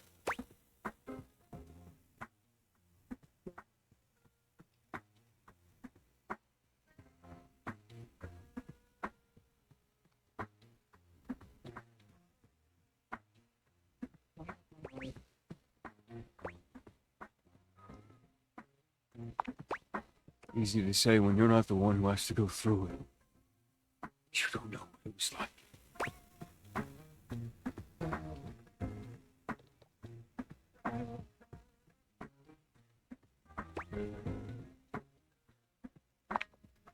It's the only fix left, Eddie. We have to try. Eddie sits there for a long moment, then finally nods. You remember where the tools are? I'll walk you through what to do.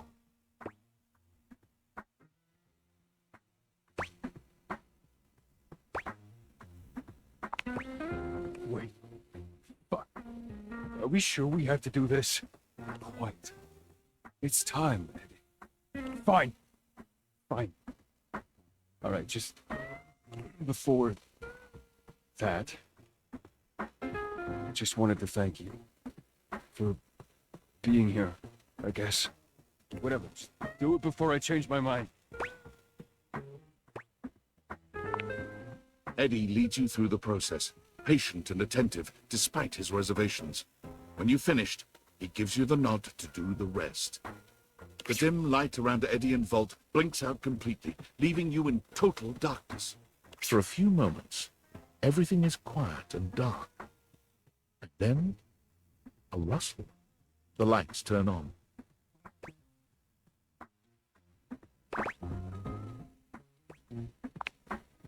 Over here. Eddie is sitting at the bar, looking haggard but with a light in his eyes that you've never seen before. Oh, hey there, Livewire. If you reset your computer to do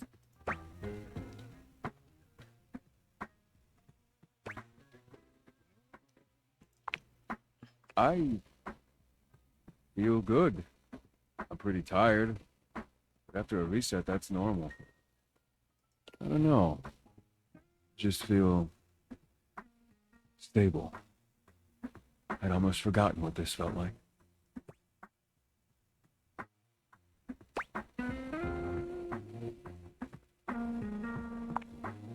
Annoyingly, everything. I was holding on so tight to the way I thought things had to be. I didn't realize all that did was trap both of us in a situation that wasn't working. And honestly, I'm not sure I would have ever been able to see it if it wasn't for you. Hmm. What he means is what taking you. Vault? We both are, but I'm sure you already knew that. Look at you.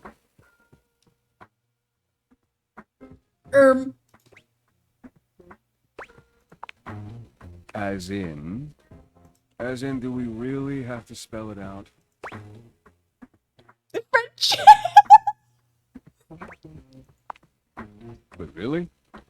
I mean, if you're interested, we wouldn't mind you Ryder. sticking around. If you feel like it. Or whatever. We would be delighted to have. Hi, boy. All right, well, if you're gonna stick around, might as well be useful. Come on. You remember where the tools are? Let's go. I'll send over some drinks. I love them. I love them. I'm so glad. Dude, I was so upset. I was thinking you had to romance them as separate characters, and I was going to be so mad.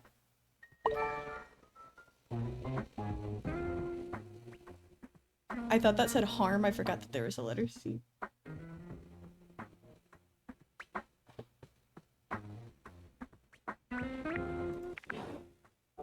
Yay! I'm so happy. I'm so happy. Yay! I was so scared that I had to romance them separately. I was gonna be so mad. I really was. I really was. I really did not want to romance them separately. That would have been a nightmare. I'm so happy. Okay, I'm normal. I'm normal. We're normal. We're normal. We're chill. We're cool. I don't know who to talk to. We'll just do bedtime stories with Teddy. When in doubt, bedtime stories with Teddy. Oh, you're back. My goodness, what a sensation. I love him. I've missed you more this time than last time. Who would have thought that I could love you more? Would you like to hear another story? Yes! Let's see. Ollie, where did I leave off? Meow. Oh, yeah. Ah, of course. This is where things get sticky. Well, and this time, you guys can actually hear him reading the story, because last time, audio wasn't coming through for some reason. For the next few days, felt like a blur to Ollie. She told her friends and the family all to come to the games, but she wouldn't tell them why. She trained in secret all day, every day, most nights. She dreamt about finally hefting that great shell trophy. But there were some nights when the nagging thoughts came back. Ryder! She was small. Maybe she was too small. These dreams unsettled her. But when she awoke, she couldn't remember.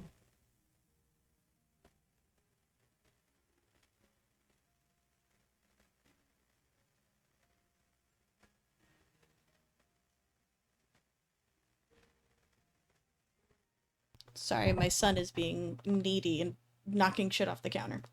It was just a vague feeling of doubt, of question. She continued with her training, and the doubt slipped in the back of her mind. Almost before she knew it, the day came. She made her way to the competition grounds and took her assigned place next to her rock. It was much bigger even than she had imagined it would be. And for a moment, she was afraid. Are you antsy because it's almost time to eat? You still got like 45 minutes. You do.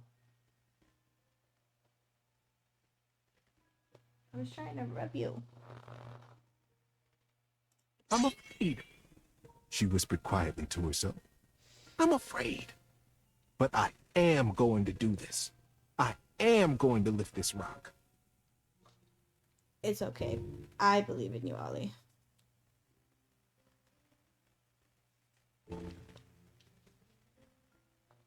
The competitors around her shook their shells, their tentacles. The fish opened their gills wide, and the giant prawns flexed their powerful tails. You got this, Ollie. Nervously, Ollie scanned the faces of the crowd. There were her friends, her mother and father, and the joyfully bright shell of Click-Clack. He winked at her and waved a claw. He had promised to be there. And there he was. Ollie took a deep breath and began to relax. Yay. Across the field from her, the biggest snail Ollie had ever seen was stretching his cabled neck. Oh my god. Timo, the Australian trumpet, a legend, the winner of the rock toss for the last 4 games, the undefeated champion. Ollie began to giggle. She was standing in the same sand as Timo the trumpet.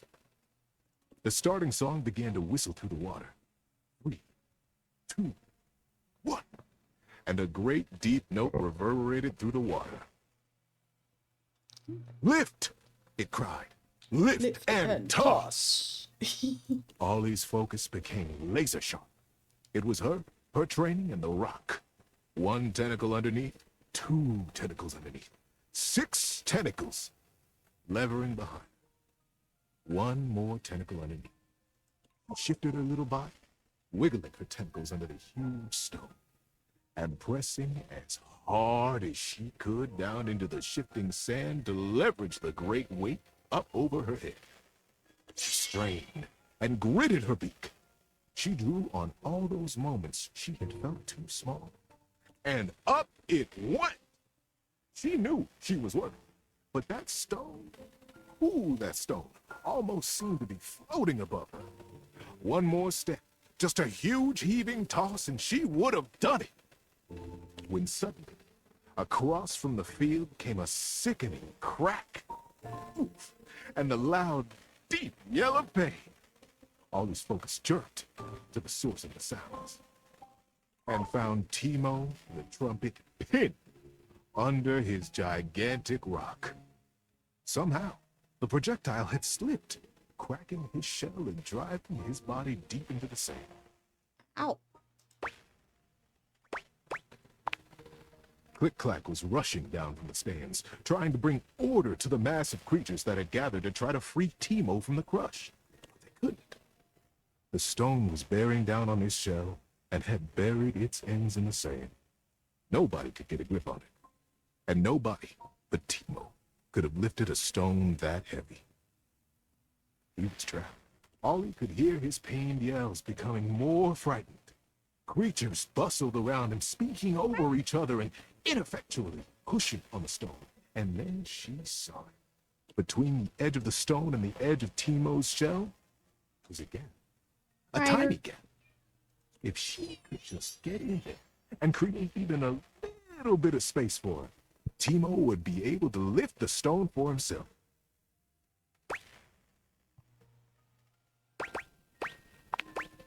We'll see. I think she can. In a flash, she had made up her mind. She let her hard-lifted rock slip from her grip and rushed across the field in a little purple blur. She darted around and Timo! Timo, can you hear me? Timo's eyes were frantic, his breathing fast and thready. Yes, he finally croaked. Yes, I can hear you. Who are you? How did you get in here?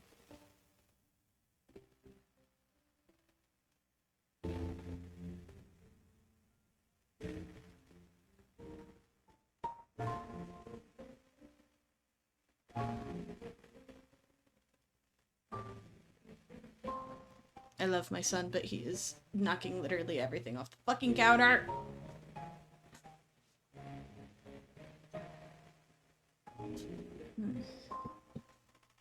My name is Ollie. I came in through that little gap there. She pointed it out, and his eyes goggled. You got through that? He marveled. I thought I was alone.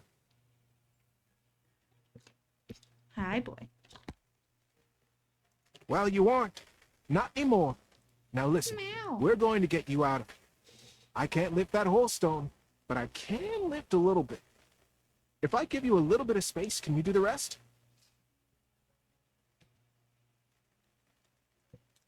Right. You still have, like, 40 minutes until you eat, Bubba. Chill. You can lick this at all? Timo the Trumpet, the undefeated champion, stared at little Ollie in the dark water with shock on his face. Yes, I can. I had already lifted my rock for the competition.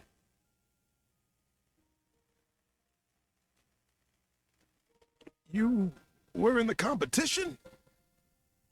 Timo said quietly. I didn't even see you. I'm sorry. Ollie smiled. It's okay. It happens all the time. But you can see me now, and we have work to do. Are you ready? Timo took a deep breath and a swallow. Yes, Ollie. If you can lift a little bit, I can do the rest. And so together, the biggest creature and the smallest one began to push. Ollie lifting Timo, and Timo lifting the stone inch by inch, brick by brick. the massive rock began to shift until finally, plop, the big rock dislodged itself and fell heavily down into the sand beside them, off of Timo's shell completely. The crowd began to cheer wildly. Timo, he has done it again! He has... Timo breathed heavily and smiled. Thank you all, thank you. But it wasn't just me this time. From underneath Timo's shadow swam Ollie. The crowd. This little Ollie helped me. She saw a solution nobody else had and noticed. And she jumped into action. Ollie saved my life when I couldn't have saved it myself. Ollie felt herself turning blush pink, and she gazed out confidently at all the faces of her friends and family. The crowd began to part, and Click-Clack was soon standing in front of her. His face was a picture of joy and of pride. Folks, he began, not taking his eyes from Ollie. While there is no official winner to this contest, as it was interrupted, I propose that we award the Great Shell to our hero, Ollie. She is brave, and though she may be but small, she is mighty.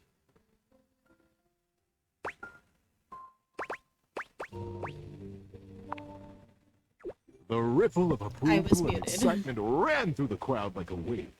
Before long, they were clapping, and then they were cheering.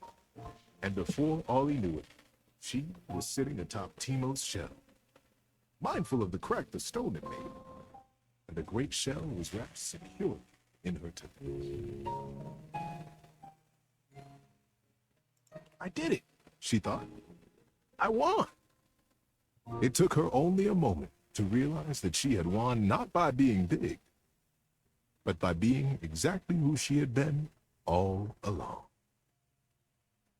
Yay. That's it. What do you think? That's why I told it. Good night, buddy.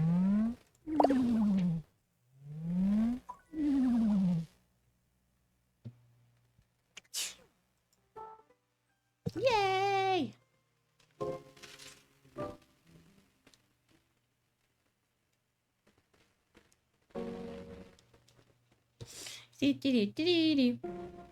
Okay, we're gonna go try talking to fucking Chance.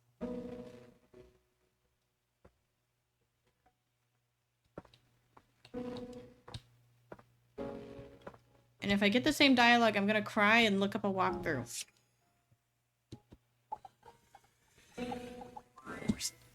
Holy crap, you're fantastic today. I'm looking it up. I'm looking it up. I'm looking it up. I'm looking it up. I'm looking it up.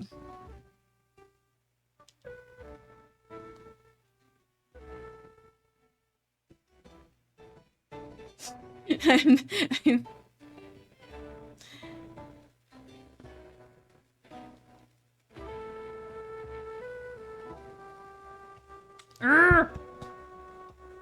I've been thinking about it. I'd love to. Don't worry.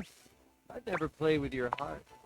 Oh, but I need more inspiration. Since I don't have any of those.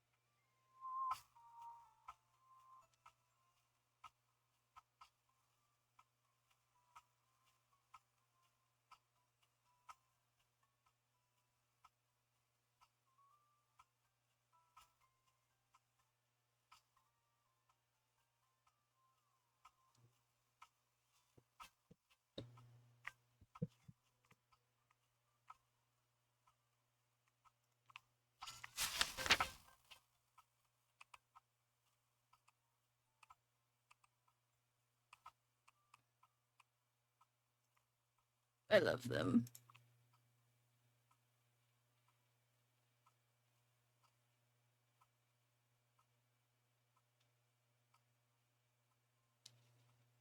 So do you just change the status, I guess? Is that it? You just there's no I'm gonna go try to edit your vote.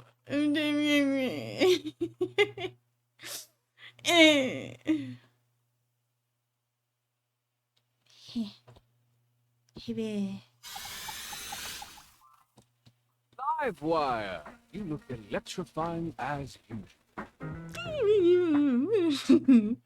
Do we have the pleasure of your company for another visit? Blink twice if you want me to throw you out so you don't have to sit through another bad act. Meow. May I send over your usual? On the house, of course.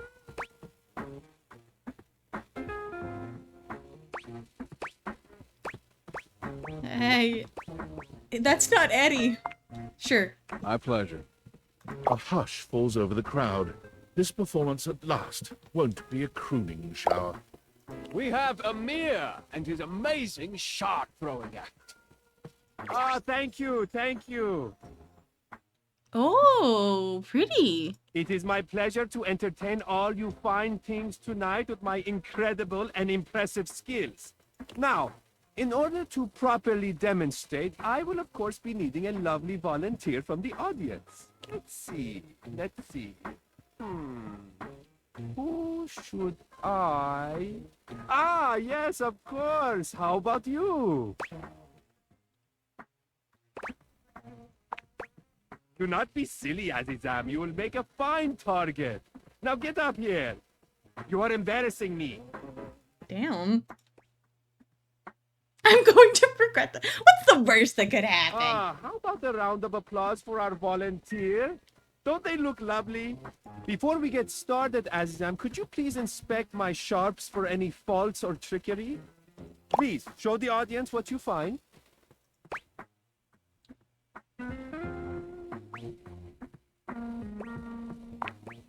Of course! This is not a smoke and mirrors show. It is funny because I am, you know what? Never mind. Pure mirror. I got it. Azizam, you may take your position over here in front of the curtain. A little more to the right. No, my right. Here, I will. There, perfect.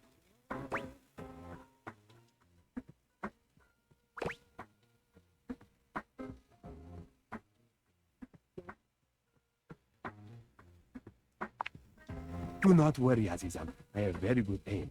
You will not be harmed. You trust me? All you must do is stand perfectly still without breathing or moving a single hair on your beautiful head. Very simple. Okay. Now, to the show. Watch closely and be amazed by my perfect aim.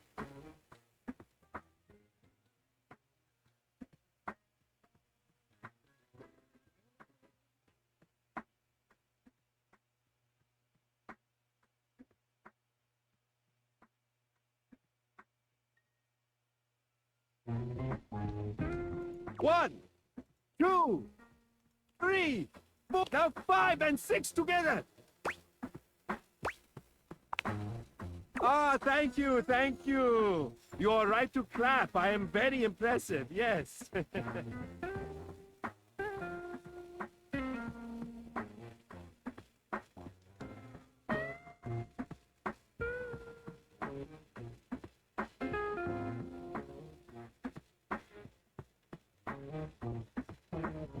Well done, Aziza.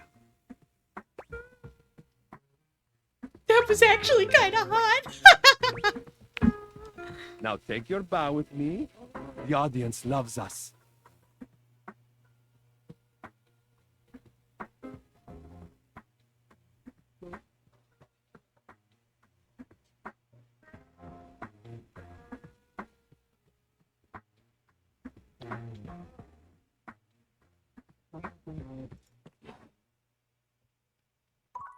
I didn't get to kiss my boys.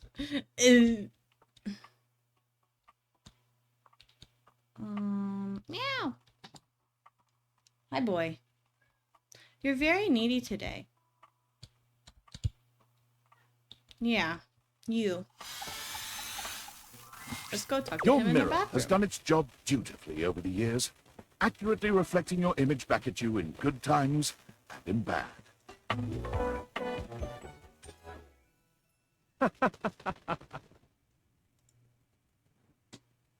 Oh, incredible.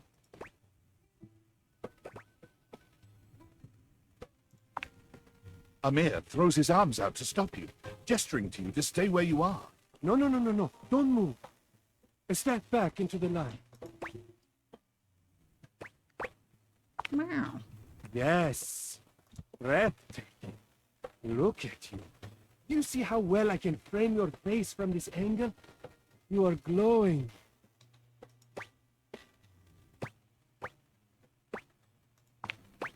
When you are accustomed to the extraordinary, even the extraordinary appears mundane. Oh, that's sweet. That is fine. You can guess. But I will know, and I am happy to show you again anytime you need.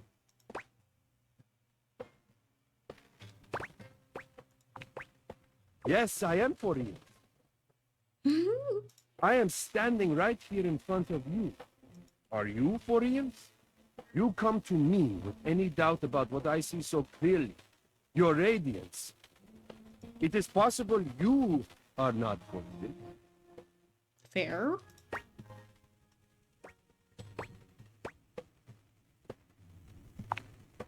I understand that. It can be difficult.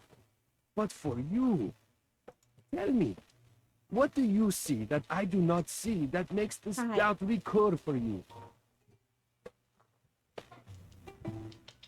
You're being so aggressive.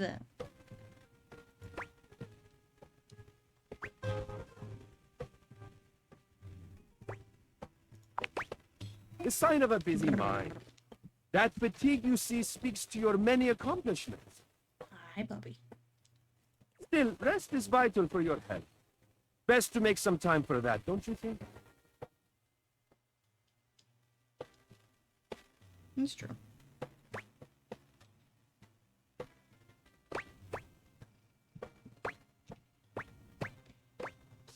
Bless you. Now you see what I see.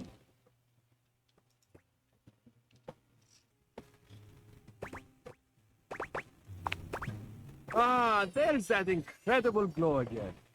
Confidence looks good on you. Feel free to stop by any time so I can admire it some more. Once again, it seems as if Rebel has walked in on your previous conversation. How they are able to do so is unclear. You again?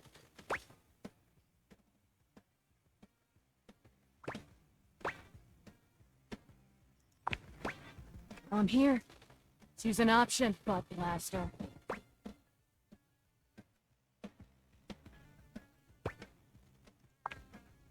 Oh, well that I can do. Me and Bathsheba have been talking a lot of shit lately. Guess you could say I'm in practice. You know, someone has to be willing to tell the truth around here. Even if it's not exactly polished. So, let's see. Whose bullshit have I noticed lately? Why's that Four Eyes Maggie always snooping around? Sniffing into other people's business? Bet there's something fishy she's hiding away. Damn.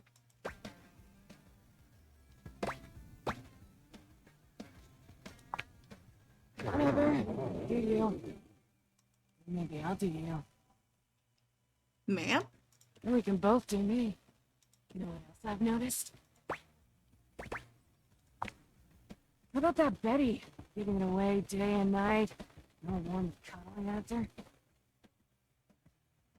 I mean, I like to party. She's so... gooey. Aren't we all just trying to mash our bits together? I don't know if I've met Betty. Ryder. Right? Let's just duck it out and call it a day. So I've noticed. Ryder. Ever noticed how Amir can't seem to stop blowing smoke up your ass? I'm all for blowing actual smoke up someone's ass, but he's all fake compliments. Wait, I thought he said I was pretty.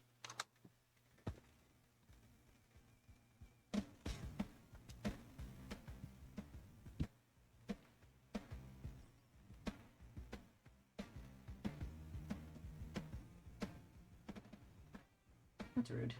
I'm glad I wasn't born Amir.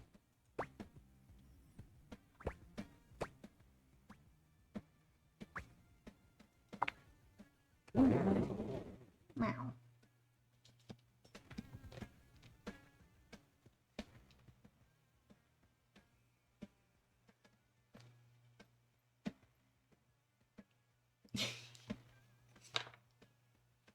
Whatever. You know what else I've noticed? How long are we gonna be going on this? You know what I'm not a fan of? Move always acting like everything's so great. But doesn't that fake positive act make you sick?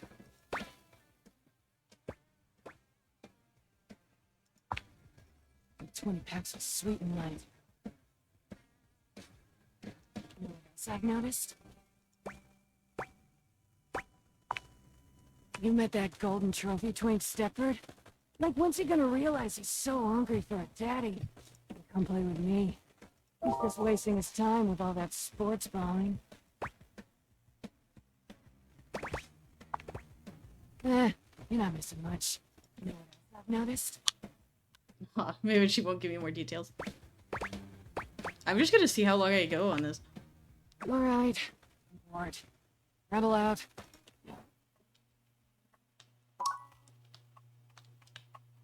I'm assuming you're Stepford?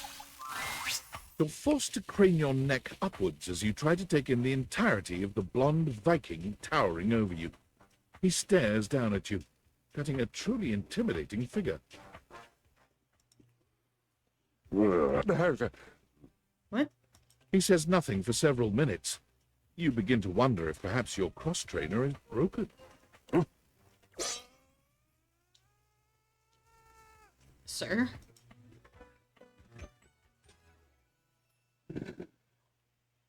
Okay, this is not Stepford.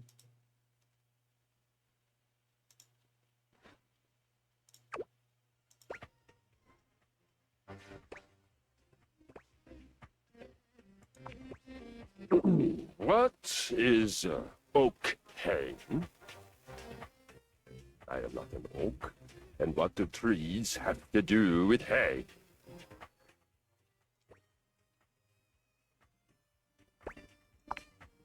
Ah, I see. You must be foreign. You speak strangely, but I'm willing not to kill you yet. We seem to be communicating.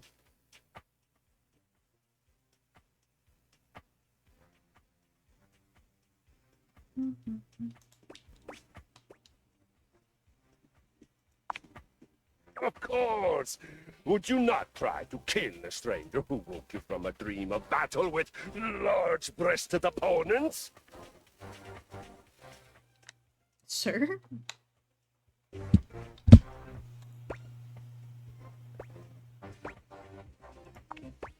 Exactly! It is indeed great to understand each other. Would you now like me to try to kill you? I kind of want to say definitely. Oh, come now. It will be grand. If you're nervous, I can use the same techniques I use on the baby equipment in my village. You fight babies? Only to train them. An adult truly letting fly with a young one is a waste of perfectly good child-sized violence. Now, I see it. The surge of violence within me. Come to me at this place with your weapon. Next we meet, and glory shall be mine. I guess we're dueling. I guess we're fucking duking it out.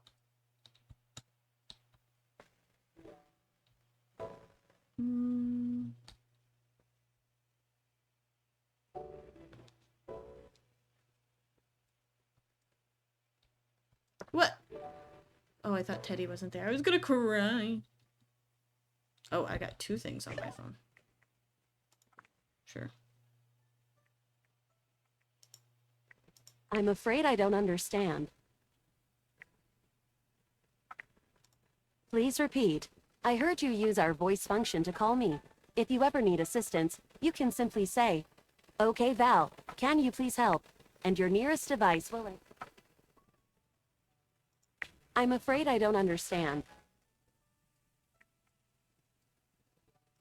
Perhaps one day I will understand.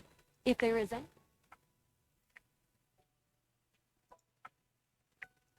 If there is anything else I can get for you, please say in a clear voice, "Okay, Val."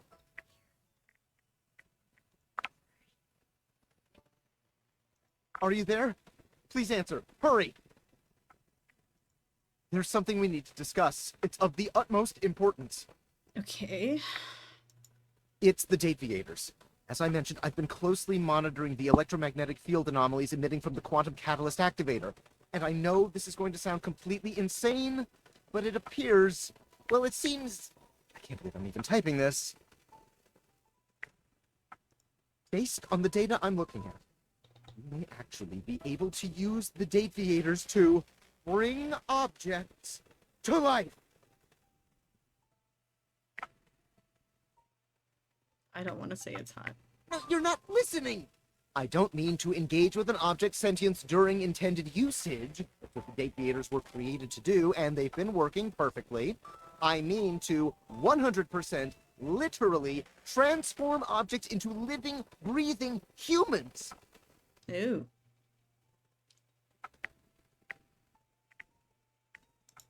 Frankly, we don't know if it's scary. We have absolutely no idea the ethical implications of turning objects into people. Would they have rights? Do we need to feed them? And if so, how often would we need to feed them? Is only lunch enough? If it's a big lunch, we're sleepwalking into a minefield of existential dilemmas here. Not to mention, I didn't even program the Deviators with that functionality. Maybe the government augmented my original schematics with secret military tech. I'd have to do more tests to be sure. I'm sorry, but we'll have to pick this up later. I'm not under any sort of duress or anything, but I had a huge enchilada for lunch and I'm exhausted. I'll reach out again when I'm able.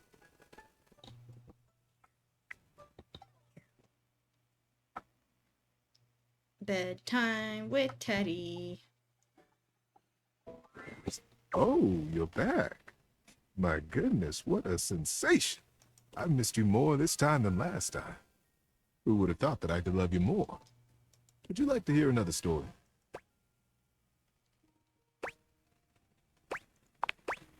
Oh, this one. This is the Biggie Buddy. It's a good one. Yes, a very long one. The Great Constructing of Beaver Proudtail. It was very early in the morning, one cold and foggy day, a very long time ago. Young Beaver Proudtail was walking quietly and efficiently through the dugout tunnels of his den, his trusty stick tucked confidently under one arm. It was at this time every morning that the young beaver made his rounds through the whole den where his colony lived, and then up and out the riverbank, where the world he knew, the world he vigilantly protected, met the strangeness of outside. His large tail balanced him expertly as he climbed the long entrance tunnel to the surface, occasionally using his dignified stick in an undignified manner to scramble up the pathway. As he heaved himself out onto the bank of the river, Beaver's attentiveness grew even more acute. It was dangerous to be outside alone. The Great War with the colony across the river had been going on for as long as he could remember, and a fair bit of time beyond that. It seemed like there had always been the war. He couldn't remember any outright battles or even any scrappy skirmishes, but they were definitely at war. He was sure. For a moment, he almost asked himself what the war was even about. But he forgot to finish the question. He was very young, after all, and, What did it matter? The colony was on the other side of the river, and beavers didn't even cross rivers. He smartly tucked his stick back under his arm and began his patrol. So many steps this way, a scrutinizing scan, and so many steps back. But today, something was different. On the other bank of the river, through the fog, he heard the distinctive sounds of battle. On guard, ye scum-footed knave, the voice cried. Defy me at your peril. The sounds of the wood clanging against wood echoed through the fog. Hey-ya! Pow! Big bang! Boom!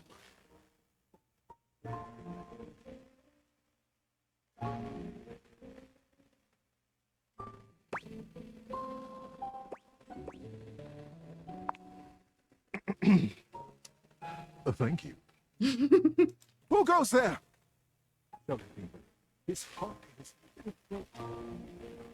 As an answer, he heard a young and high-pitched hit. My name is Builder. Hi? Hi. It was all Beaver could manage. He was talking to another creature, a stranger, and stranger from across the river. How many times had the Colony Council, the Denizen, warned him about the dangers of this? It was strictly against the rules. And Beaver had always followed the rules. Hi! The voice came careening back across the water. What's your name? Beaver heaved a deep breath. Whoever this builder was, Beaver was not going to be shown less brave than he. I'm Beaver. Beaver Proudtail.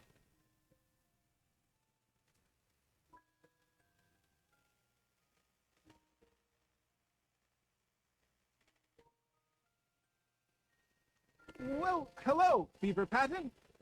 Builder Jumpfoot's my name. I'm playing at war. Want to join me? I most certainly do not, cried Beaver. Playing at war? War is serious business, not for playing. My colony is in a war right now, and I'm going to be a general when I grow up. I'm going to win that war.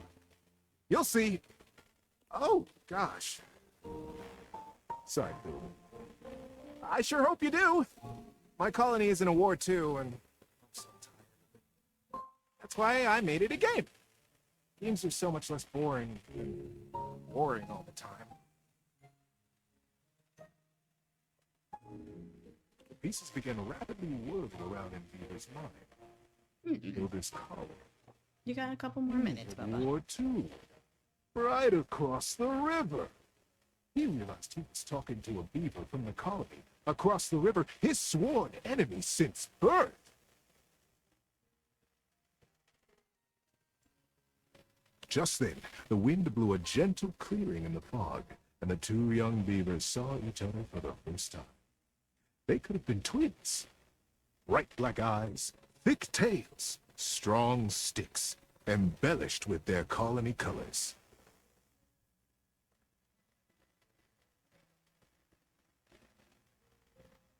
Builder's face broke into a broad grin. You look just like me!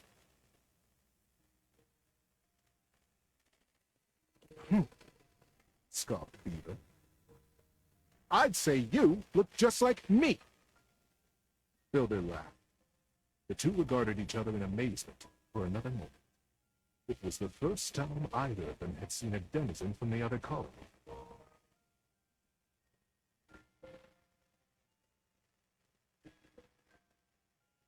Builder leaned down and hefted up a perfect pebble from the riverside. Not too big, not too small. He tossed it up. With perfect timing, he swung his stick easily, and Beaver heard it crack as it met the pebble in midair and sent it winging across the water. Instinctively, Beaver reached out and caught it in his paw. Now he was accepting contraband? What would his parents say?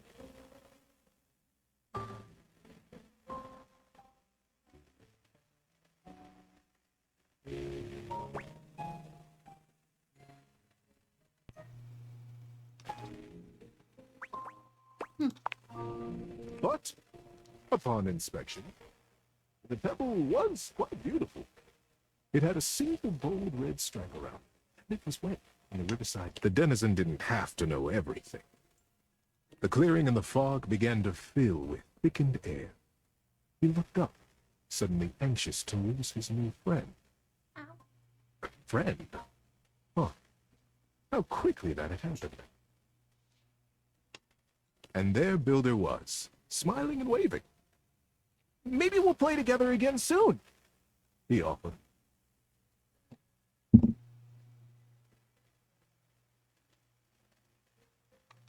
Beaver gripped the pedal and nodded. Yes. Yes, maybe.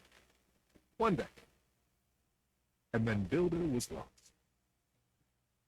Beaver finished his patrol and took his new experience, his pebble, and his smartly tucked stick back down to the colony.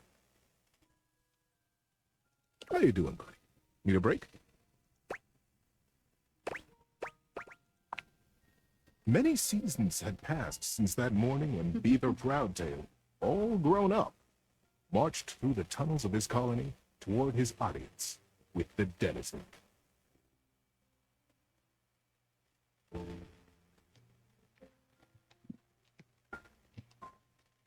Today was the day he'd been anticipating his whole life. Today, he would be made an under-general of the colony, and he'd finally have the chance to present his machine.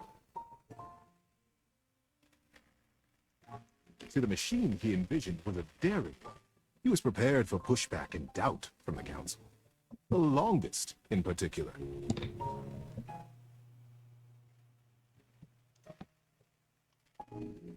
The longest had been the leader of the denizens for most of his life.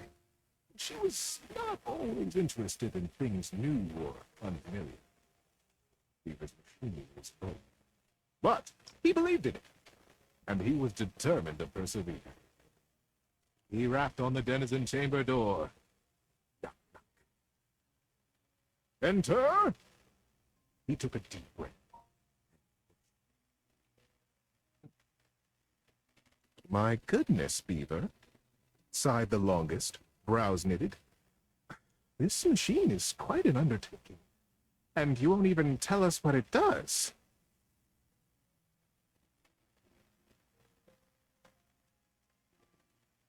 Yeah, it's a secret. Yes, ma'am, Beaver nodded. It must be kept a secret, for now, but I promise it will conclusively end this war.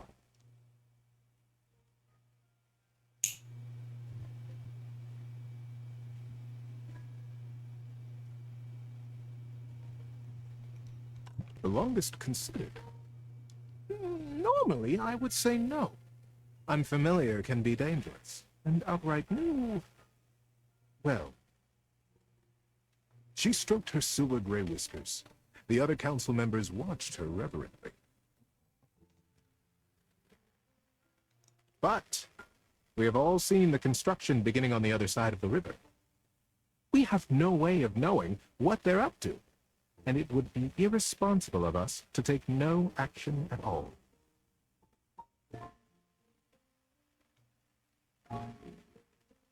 They're doing something. We must do something too. Deep murmurs of assent rippled around the small stump table.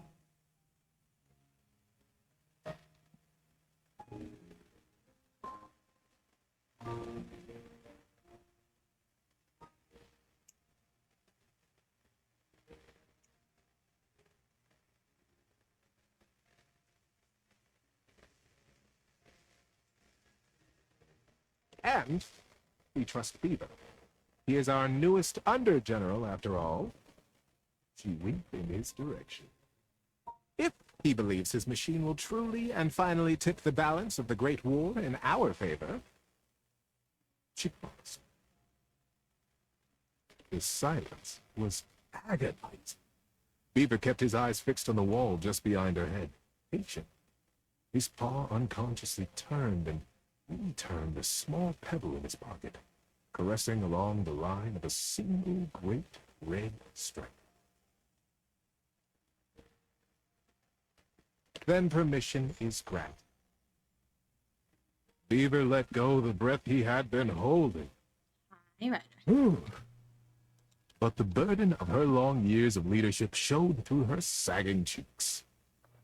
Beaver smartly untucked and retucked his stick, slapped his tail once against the packed ground in assent. Yes, ma'am. Longest. I'll begin right away. He turned on his heel and marched out of the chamber. It was the first thing he saw. It was going to be a long, exciting season. At first, the build crews the longest had placed under his command were reticent. What are we building? They would complain. What does it do? When Beaver said nothing and admonished them to follow instructions, their eyes flickered nervously to the building across the river. Maybe it's something to help us fish the river, Corinth Blue Eye speculated. Did you hear? Denny Strongpaw almost got swept away yesterday. And his whole crew. He did? But Denny's the strongest fisher we have. Shelby Tunneler sighed. Ah, this river. It's so fast. Yes, yes, retorted Madden Sharptooth. But fishing will not win us the war. We must focus on the war. And the others agreed and went back to their building. Sometimes the longest would come to check on the machine, casting her critical eye over every joint and pillar. Most often, she went back below with hardly a word to Beaver, appraising, wearing her down like a show. But as the summer season progressed, the mood began to shift. Crews would show up to their duties early. They smiled more. They stood up straighter when Beaver came by them, or looked to them for progress. The machine, whatever it was taking shape, and its scale was impressive. It was angry. It looked like the great weapon they all hoped and prayed it was.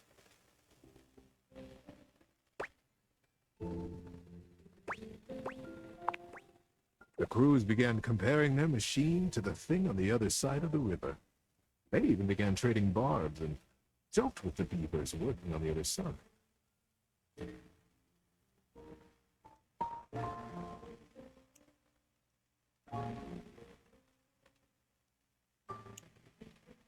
They pushed and prodded about who would finish their project first. Ours is a ship to go to the sky, and from there, we'll drop stars on you, and we'll win the war. Oh! Would come the reply. Ours is a wooden dragon, who lives under the water, who can take us safely across this speeding river, and we'll come upon you unexpectedly, and we'll win the war. Interesting. Days were marked now by hard work, and the sounds of challenge ricocheting across the water. Beaver, said the longest as she held onto his arm one day late into the summer sun, I don't need to tell you. The whole colony speaks of nothing but your machine. They are all so proud of you. Beaver nodded solemnly. Thank you, ma'am.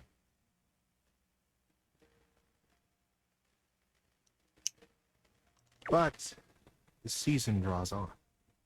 You must finish before the rains come. And then you'll have to finally tell us what this is that you've created.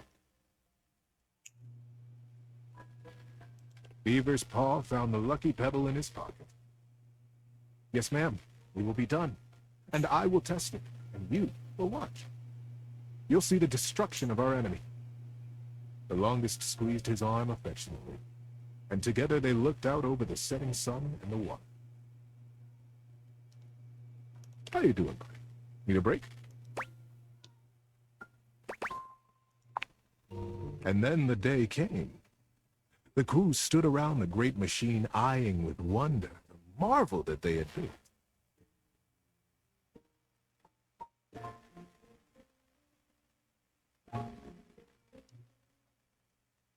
What, boy? Did you eat already? A few beaver folk noticed how similar theirs looked to the one across the river. But that was okay. Blah, blah, blah. They had been built facing each other after all.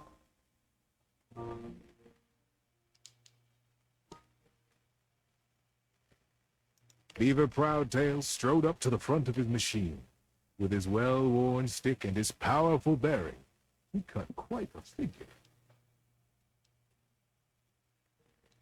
Corinth Blue Eye and Shelby Tunneler stood just behind him, awaiting their orders. All right, Corinth. Beaver turned to face them. Do you have the rope? Yes, sir. Corinth turned to Shelby, who produced the end of a long length of woven rope from a basket in the base of the machine. Time to get me up there, then. With the end of the rope tied around his waist, Beaver climbed up to what looked like a large square of woven netting, pulled tightly back from its center by a thick cable. The cable was held by 4 whole crews of beaver folk, straining against the resistance of the net.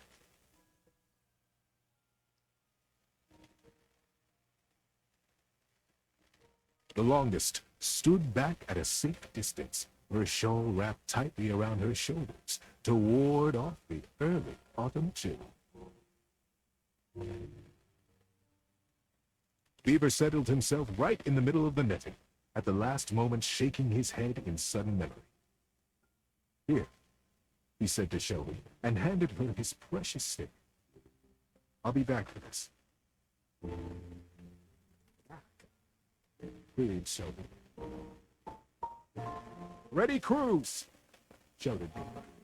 Ready, under general! Came the chorus reply. And loose! At their cue, the crews simultaneously released their hold on the cable, and the netting rocketed forward, launching Beaver Proudtail out into the air.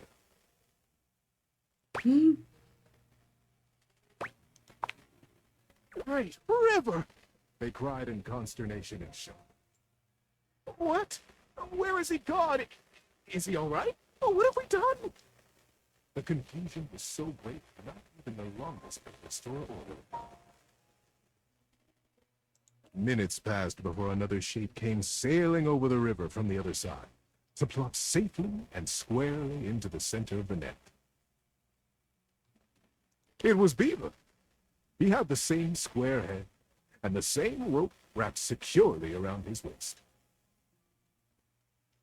Good luck! What a ride! That's the most fun I've had in weeks, said the shape. He began to disentangle himself, stand up. And it wasn't Beaver after all. The roil of the crews was instant and a bit funny. Who is this? Who are you?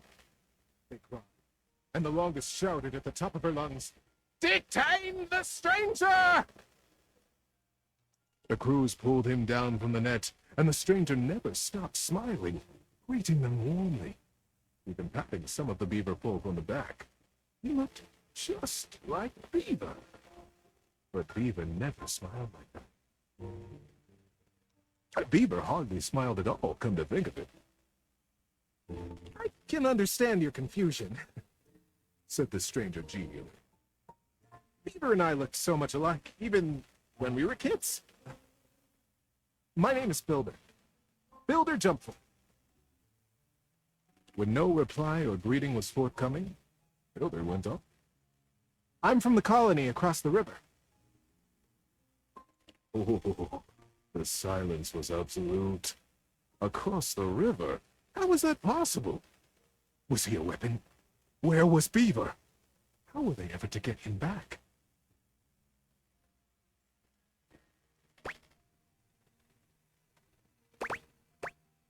He's probably just dead. Builder just smiled, absolutely at his ease, seemingly pleased as punch to be among all these new friends.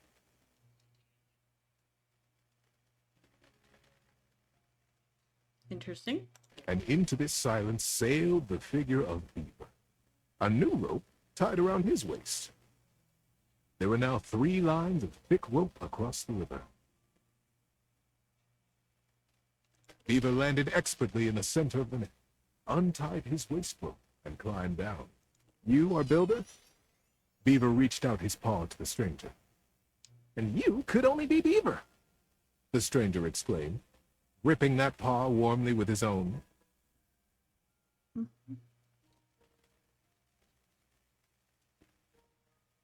I am Builder indeed, and it has been the dream of my life to finally meet you like this, in the daylight, on the same soil. Mine as well, my friend. Beaver, for the first time in his life, allowed himself a great, eye-crinkling smile. I almost can't believe it worked. Now, wait just a minute, trilled the longest, making her slow path down to the machine. I was gonna say the other beavers have been very silent. Riverbank is happening here? War, Beaver. And Builder, too. You both should know better.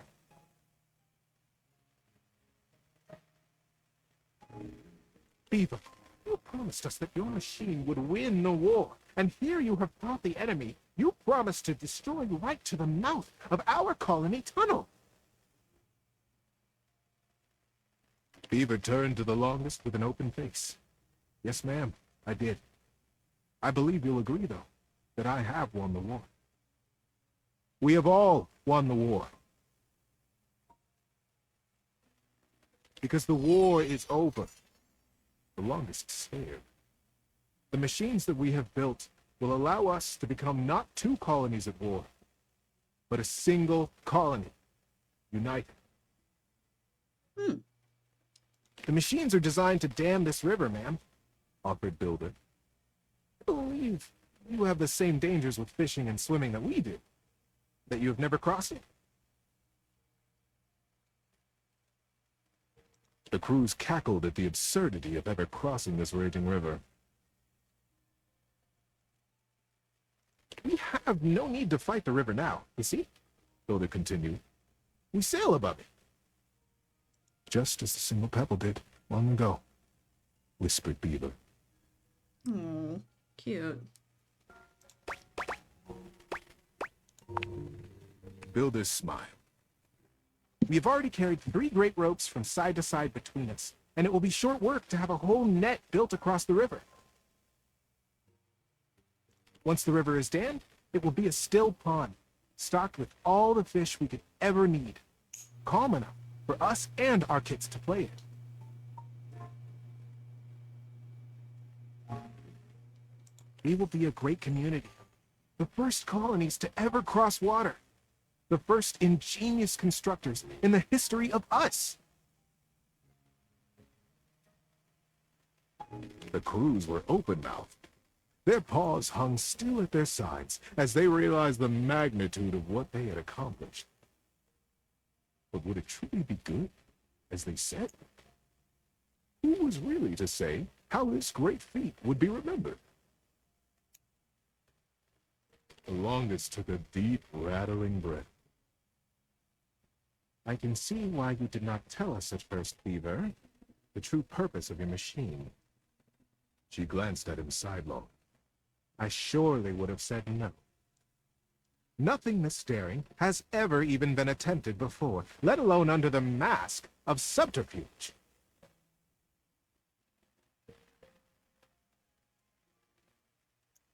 Well, now it has.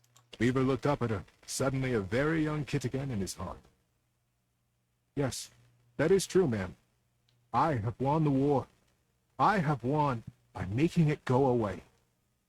We have all won by making friends out of old enemies.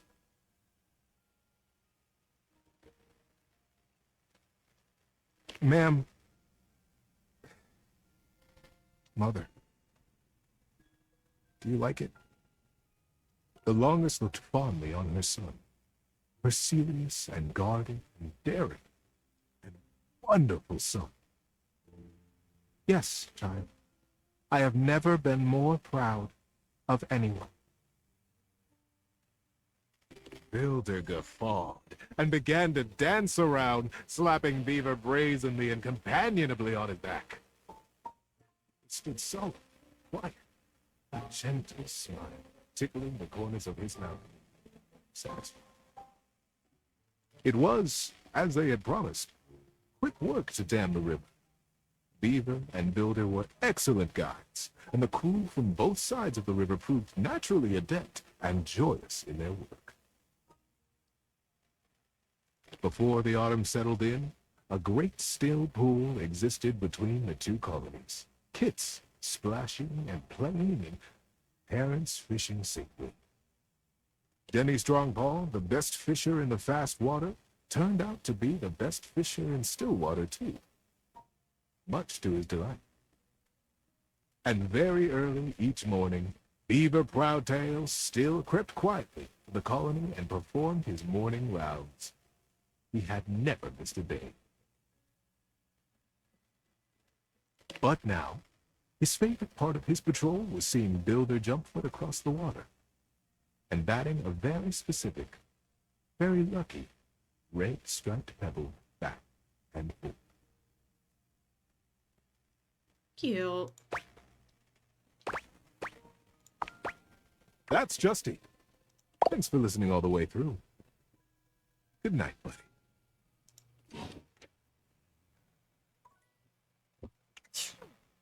Again, in I go sleep right here.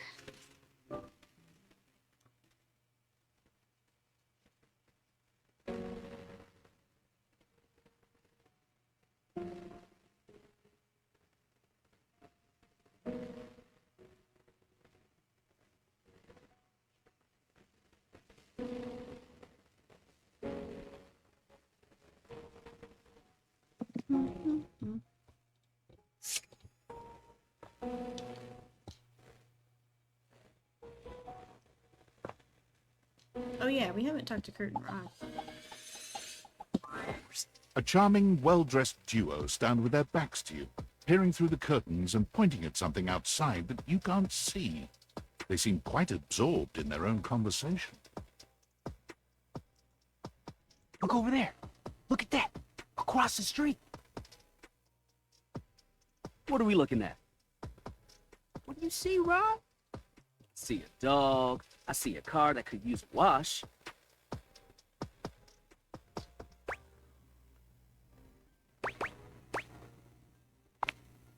One of them turns to you, holding up a finger before turning back to his friend. Well, at least they acknowledge my existence. Hi. 1 second. Now, why in the world do you think I would care a single thread about an unwashed car?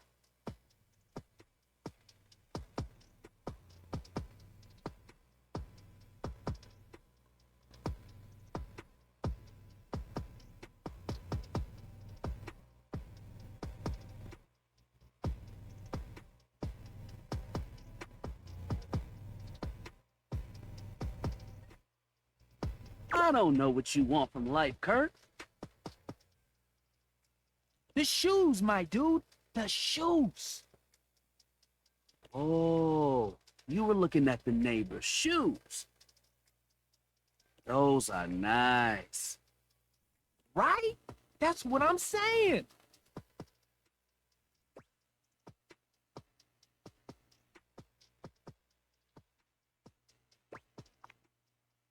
Hold on.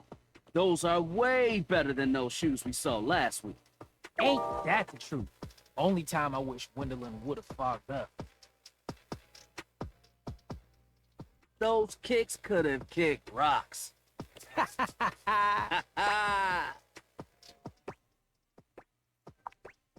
What was that about? Rod, don't be so rude. I'm just giving what I was receiving. You'll have to excuse Rod. His tact leaves a lot to be desired. There you go, talking about me like I'm not here. Nah, I'm talking about you so you can hear. There's a difference. Damn. See, that's why your seams are unfinished. Finished? My seams are unfinished? Keep talking. See what happens.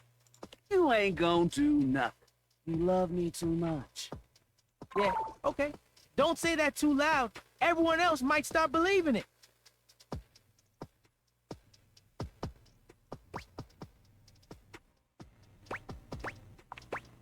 Kurt and I have been together forever. Yo, what up?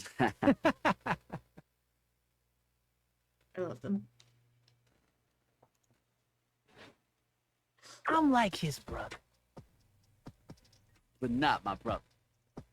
If we were related, you might actually be pals. We both know you wouldn't look good unless you were next to me. Damn.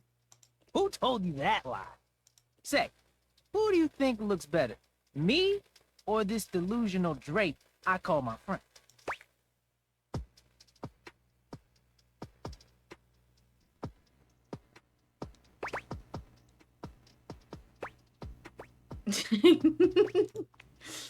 That's what I'm saying. You think I'm cute? You hear that, Kurt? You hear what they said? Yes. I'm the cute. I stay shining. They didn't say all that. I bet they're just being nice. You should take notes. Why? So I can school you later? Okay. I'll walk right into that one.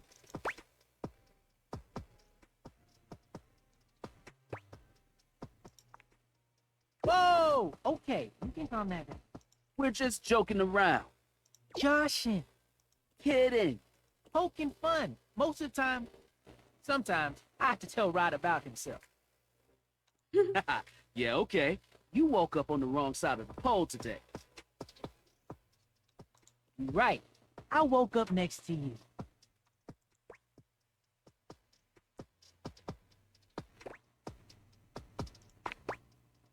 Yeah, that hit hard. Good job. That's what I get for messing with the King of Shade. That's right. I'll take my crown any day now.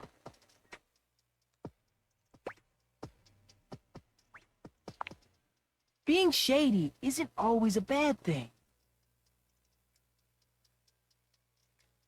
Depends on what your definition of shady is. Oh, to the contrary. I'm shady all the time to Kurt. Why? Because I love him.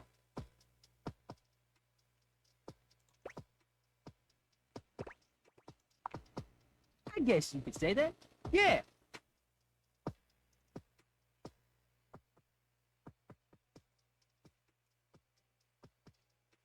But we have rules. Oh yeah. You must throw shade appropriately.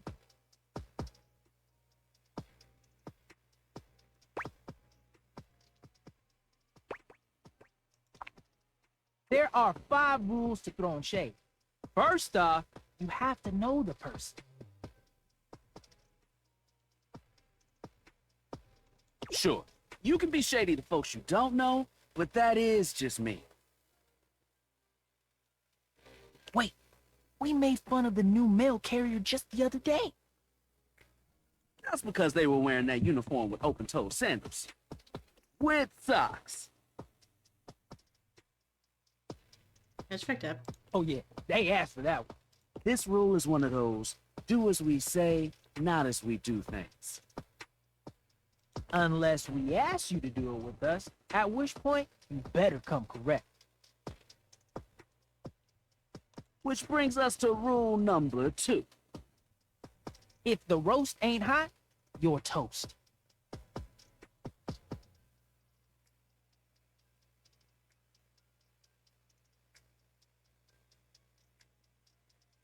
The shade is all about the laugh at the end. Maybe even a strong guffaw. That's true. A guffaw? Are you a cartoon dog person? Cause if not, I best not hear a single guffaw out of you, Rod. Keep your aim true. Never bring in secondary parties. Others shouldn't be collateral damage because you decided to mix patterns and it turned out unfortunate.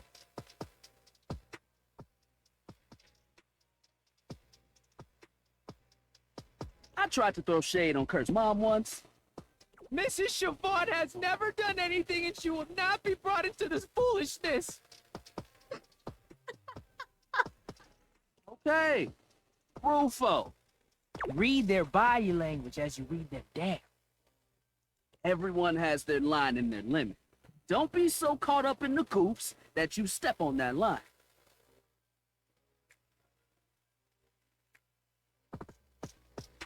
It's easy to be on a roll and run right over your friend.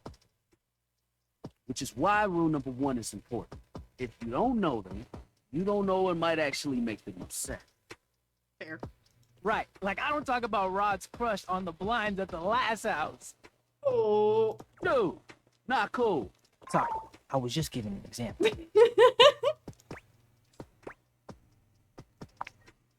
It's an art form.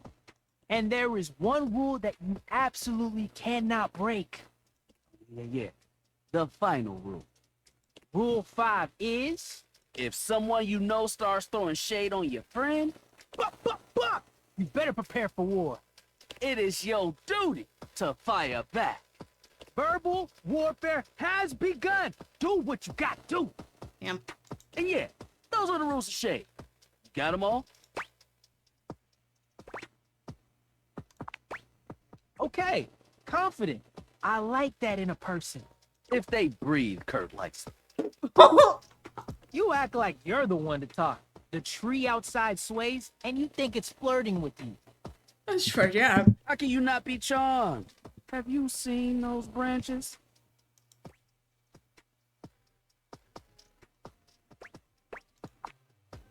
Oh! All right, now calm down. They said the grass. The grass is just plain hard to get. Oh, you can guffaw, but I can't. Okay, fair. But damn, they got you. You right. That was a good one. You catch on quick. Yo, Rod, that fashion student is getting off the bus. Ooh, what are they wearing? I'm not sure, but it is fly as hell.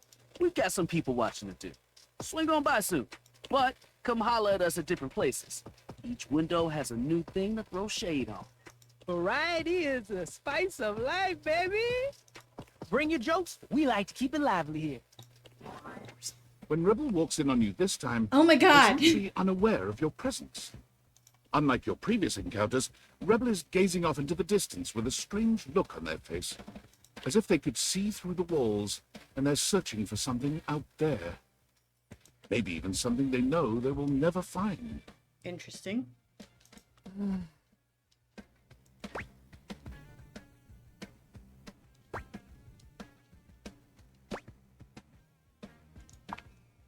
Straight away, any hint of softness in Rebel's face dissolves.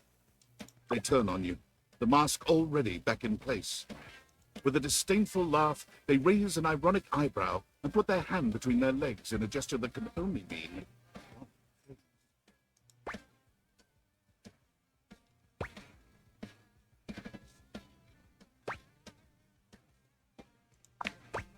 Oh, you caught me in a moment of post-com clarity.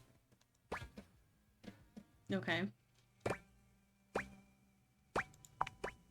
Only thing I get sad about is when the poppers wear off. And then it's just until I can find someone new to pound into next week. You want to be the next merry-go-round? Let's go for a ride. Grab the headboard. Your time with Rebel is... well, any description would probably leave out one of the many modalities of mattress mashing that you experimented with. We will say it was creative and exhaustive, and leave it at that. When it's all done, Rebel shows you the door with as little intimacy as an automated checkout machine spitting out a receipt. You wonder how long it'll be before you can walk normally again.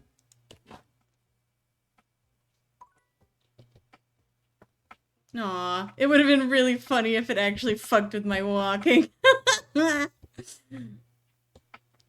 Okay, I got pegged by the duck. Are you guys proud of me? I mean, my boys, my boys, my boys. Livewire! You look electrifying as usual. Do we have the pleasure of your company for another visit? Blink twice if you want me to throw you out so you don't have to sit through another bad act. Isn't that thoughtful? But unnecessary, as it turns out. Things here are smoother than they have been in a very, very long time. I know I have you to thank for that.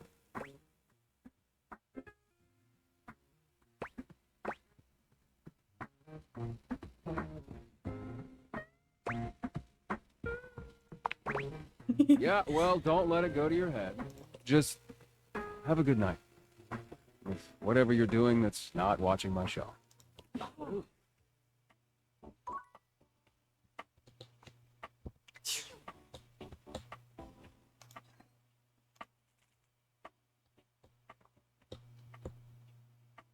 Hmm. I'm curious.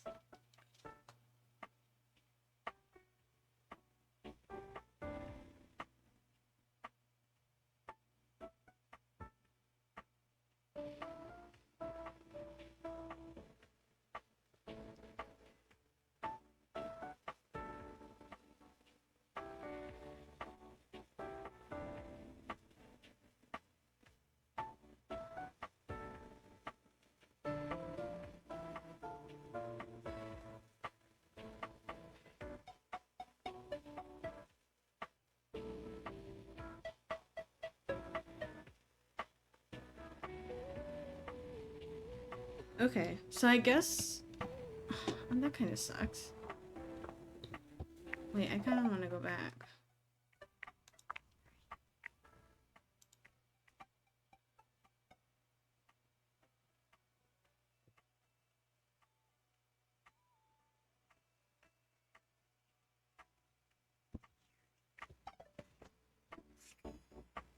I got 3.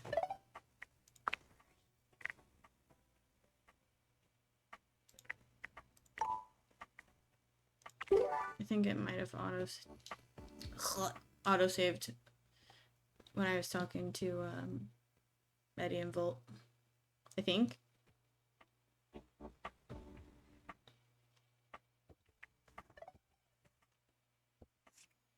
Yeah, I need to get better about saving if I want to backtrack.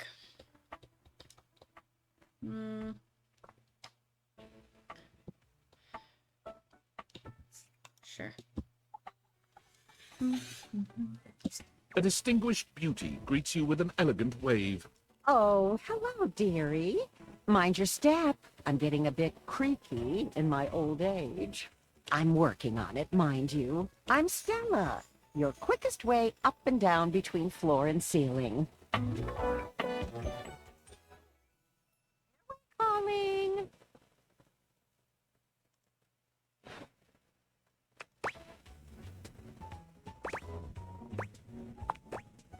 Well, aren't you a sweet summer thing? I appreciate the sentiment. Still, one step at a time, all right? Just in case. And step and step and step and step. At least, that's what they say.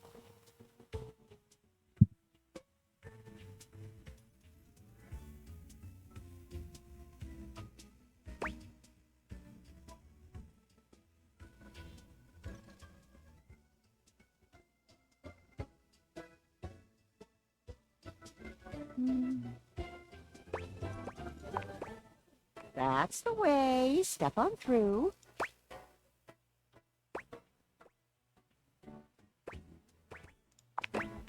She gives you a surprisingly cheeky little wink. Oh, they call it branding, apparently. Still feels a bit creaky to me, too.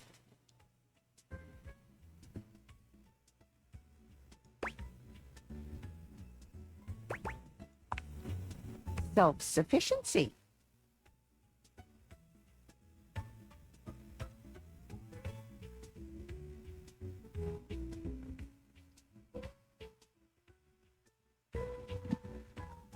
You see?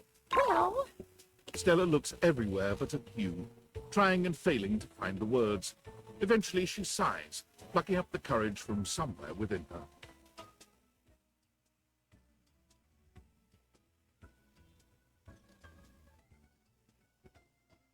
Truth be told, I'm starting a business. Cool. She gives you a nervous but sweet smile. Okay, I hate to be this person. Mid-conversation. I have to go potty.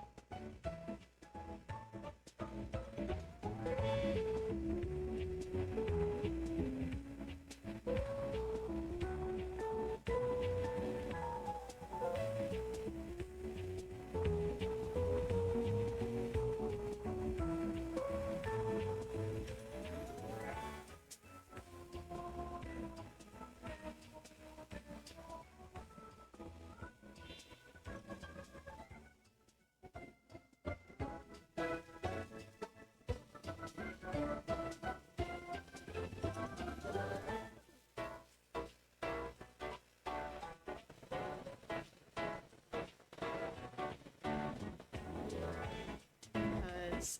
I have some. Oh, my shirt is caught. I have some chores around the house that I have been asked to do by the stinky fed man. And I also need to eat something for lunch. So I think we'll finish out well, we'll go ahead and finish out this day because I'll forget who I talked to. But yeah. Oh, thank you, dearie. It's all a bit exciting. I've never really had a thing like this before. A project, a goal. Never really thought I would, truth be told. You know, if you were interested, I could get you in on the ground level.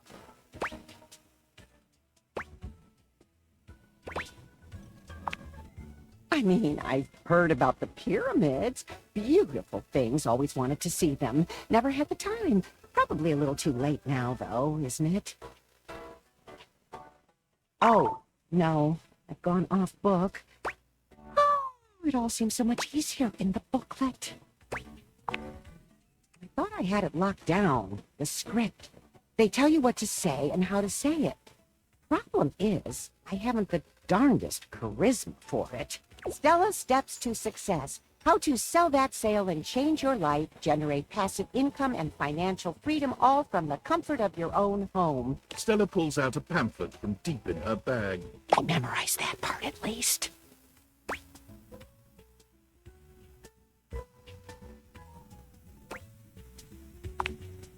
Well, let's not get too dramatic. It's hard work, sure, but isn't anything? They even tell you that. Step 37. Not everyone will make it, but drive and passion are the fuel that fans the flame. Patience is a virtue, and success is for the virtuous. Doesn't that make you want to get to work?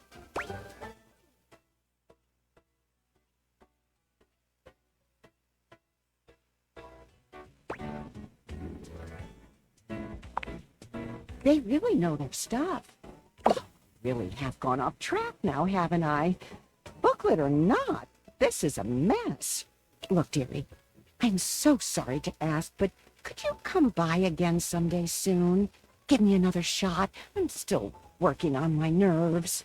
And there are really a lot of fancy words to learn. I'll throw in a free sample. Gotta get rid of them somehow.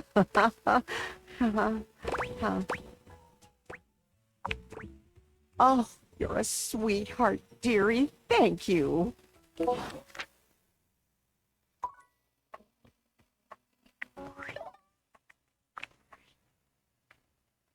Well, well, well. If it isn't the Casa Casanova. Do you see what I did there? That's wordplay, baby.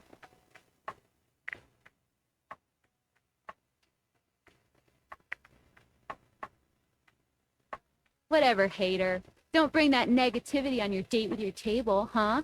You're out here dating all these appliances and shit. But, like, why? Not why are you dating them, like, why is this happening now? To you.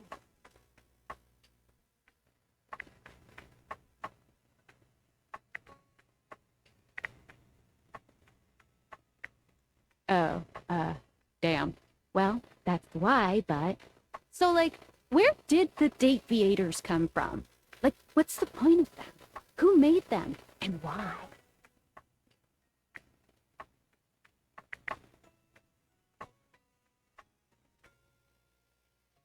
Tinfoil hat?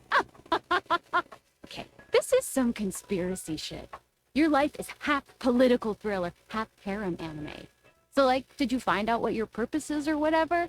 Are you a top secret operative in the furniture dating war? Are you collecting data on people in love with their shower?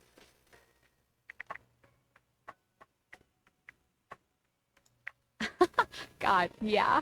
Oh well, guess we can just make up our own theories. Or maybe just enjoy the furniture dates for now.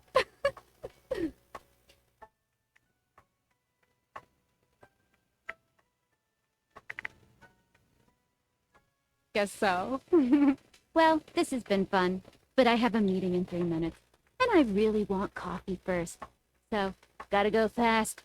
Bye.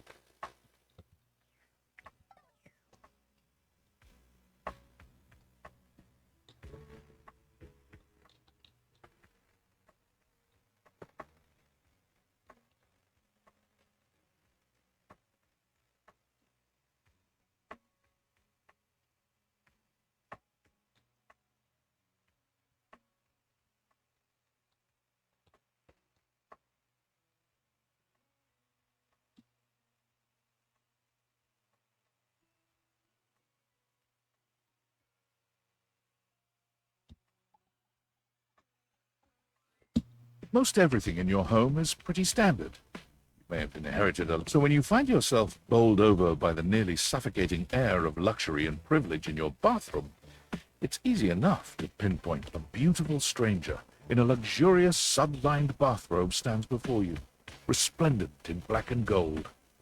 Her hair and skin have a distinct shine to them, as though she'd just stepped out of the bath. She strides forward, grabbing you by the arm. Oh my god, it's about time you showed up. I ordered hours ago, and the pizza's free if you're late. Wait a minute. Where's my pizza?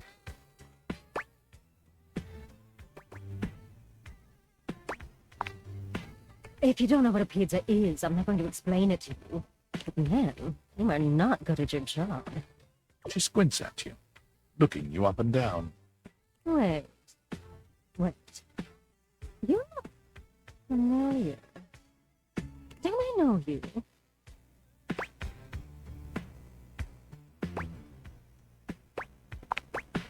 Oh! Oh my god, that's you! Oh! She laughs, her entire demeanor changing. Hey, cutie. It's about time you came to introduce yourself to the Queen of Clean. Name's Bathsheba, though I'm sure you know that.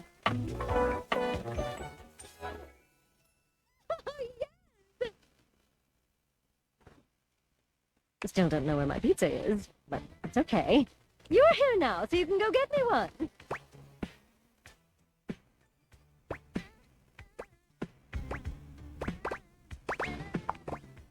Huh? Why not? Do you want me to starve to death? Of course you don't. Well, fine. If you're not gonna feed me, maybe you can feed me. You got any good goss for me? Some nice hot tea?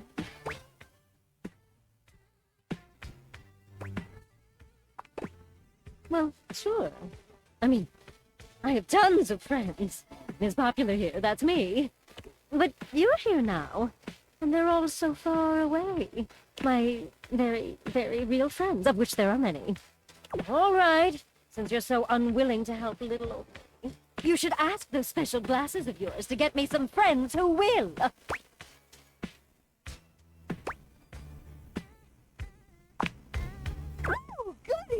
We'll start next time I see you then. And bring a gift next time, won't you? It's just good manners, you know.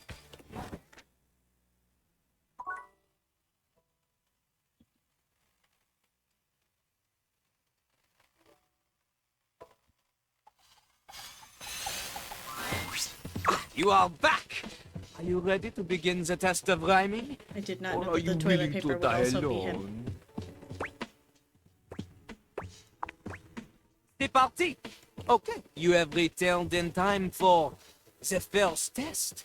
This will be a baby game for babies, so little crapper can make sure you are not a little baby who eats. Babies are full diapers, they are not ready for little crapper. Babies have trouble filling their lines in the choices below. There are so many words before they fill the box, eh?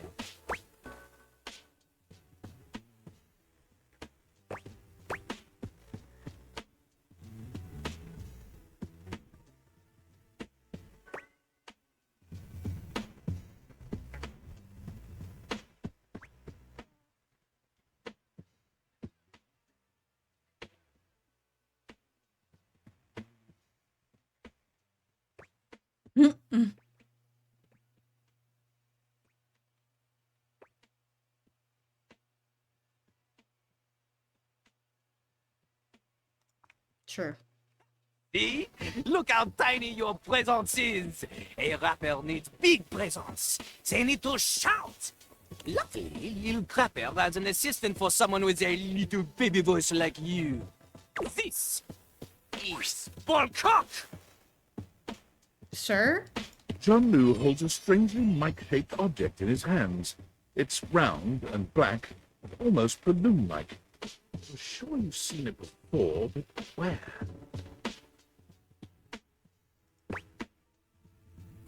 What did you say? What did you say? You know, the part of the toilet in the system. It's like a floating ball.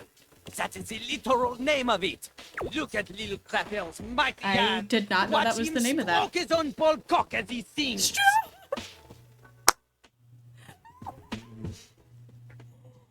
Zane! You can't.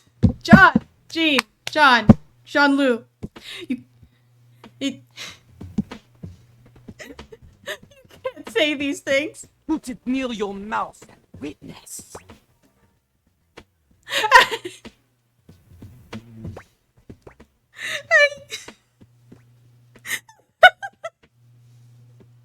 Sure. Okay, here goes.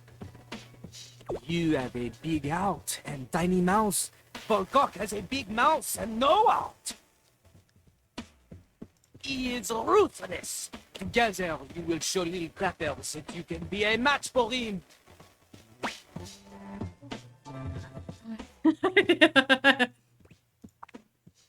Okay, got it. Here is how the test goes. First, we pick a name to rhyme with. One syllable, easy. Little crapper, he picks for you Jacques. Okay. Okay. Lil Crapper will say the first part of a sentence. You will finish the sentence.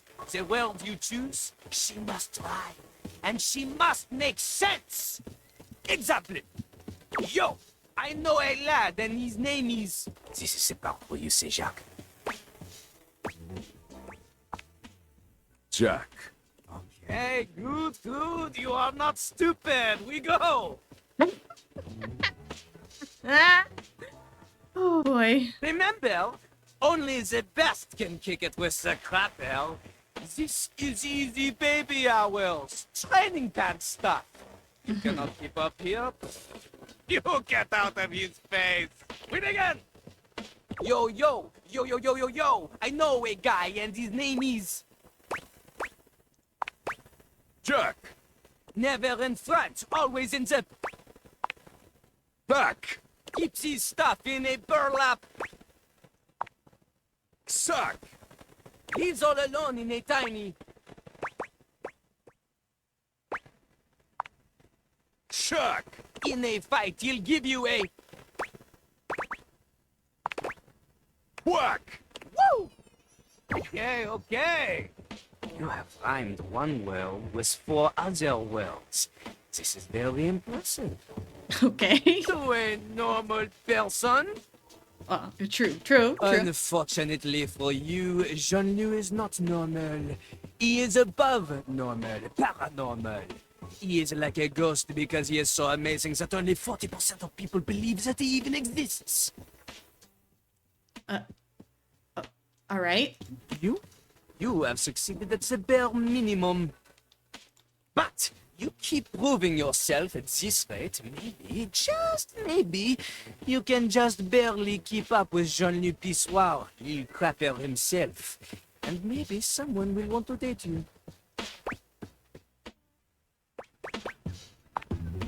Yippee?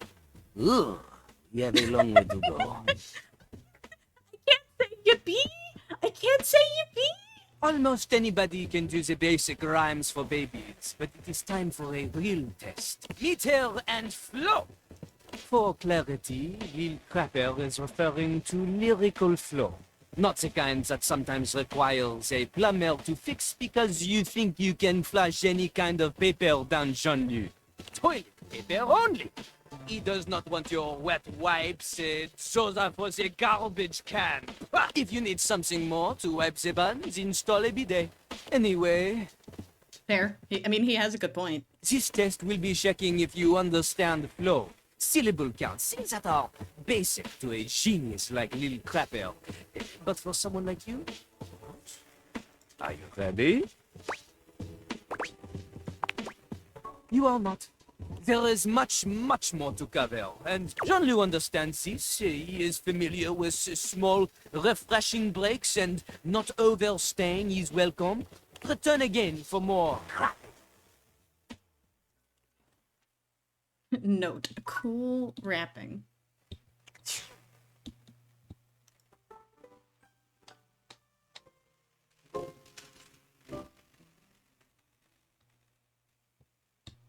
Alrighty.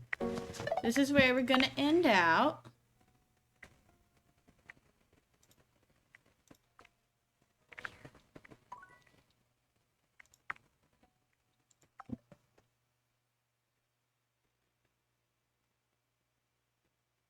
Ba ba ba ba ba. Alright, fellas. I hope you guys didn't mind the impromptu stream. I might be live again later today. We will see. But I think for the time being, we're gonna go find a friendo to raid.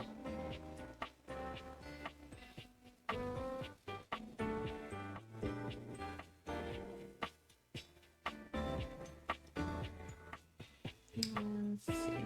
Alright, I'm gonna swap you guys over to the ending screen while I look for someone to raid.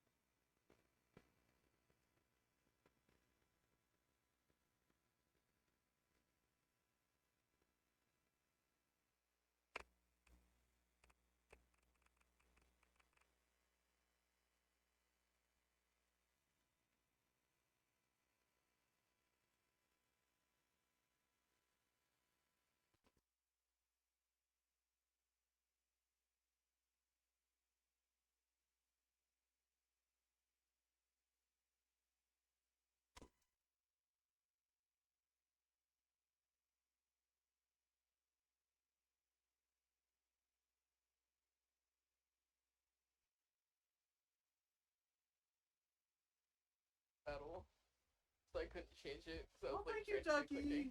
Oh, well. What a hotel. Right? And only $250 a night for my favorite site. We didn't check Trivago. I got mine for $155. You have to check Trivago. Oh yeah? Prove it. On Trivago, you can compare hotel prices from multiple different sites. Even your favorite one. Look, same hotel, $100 less. You didn't check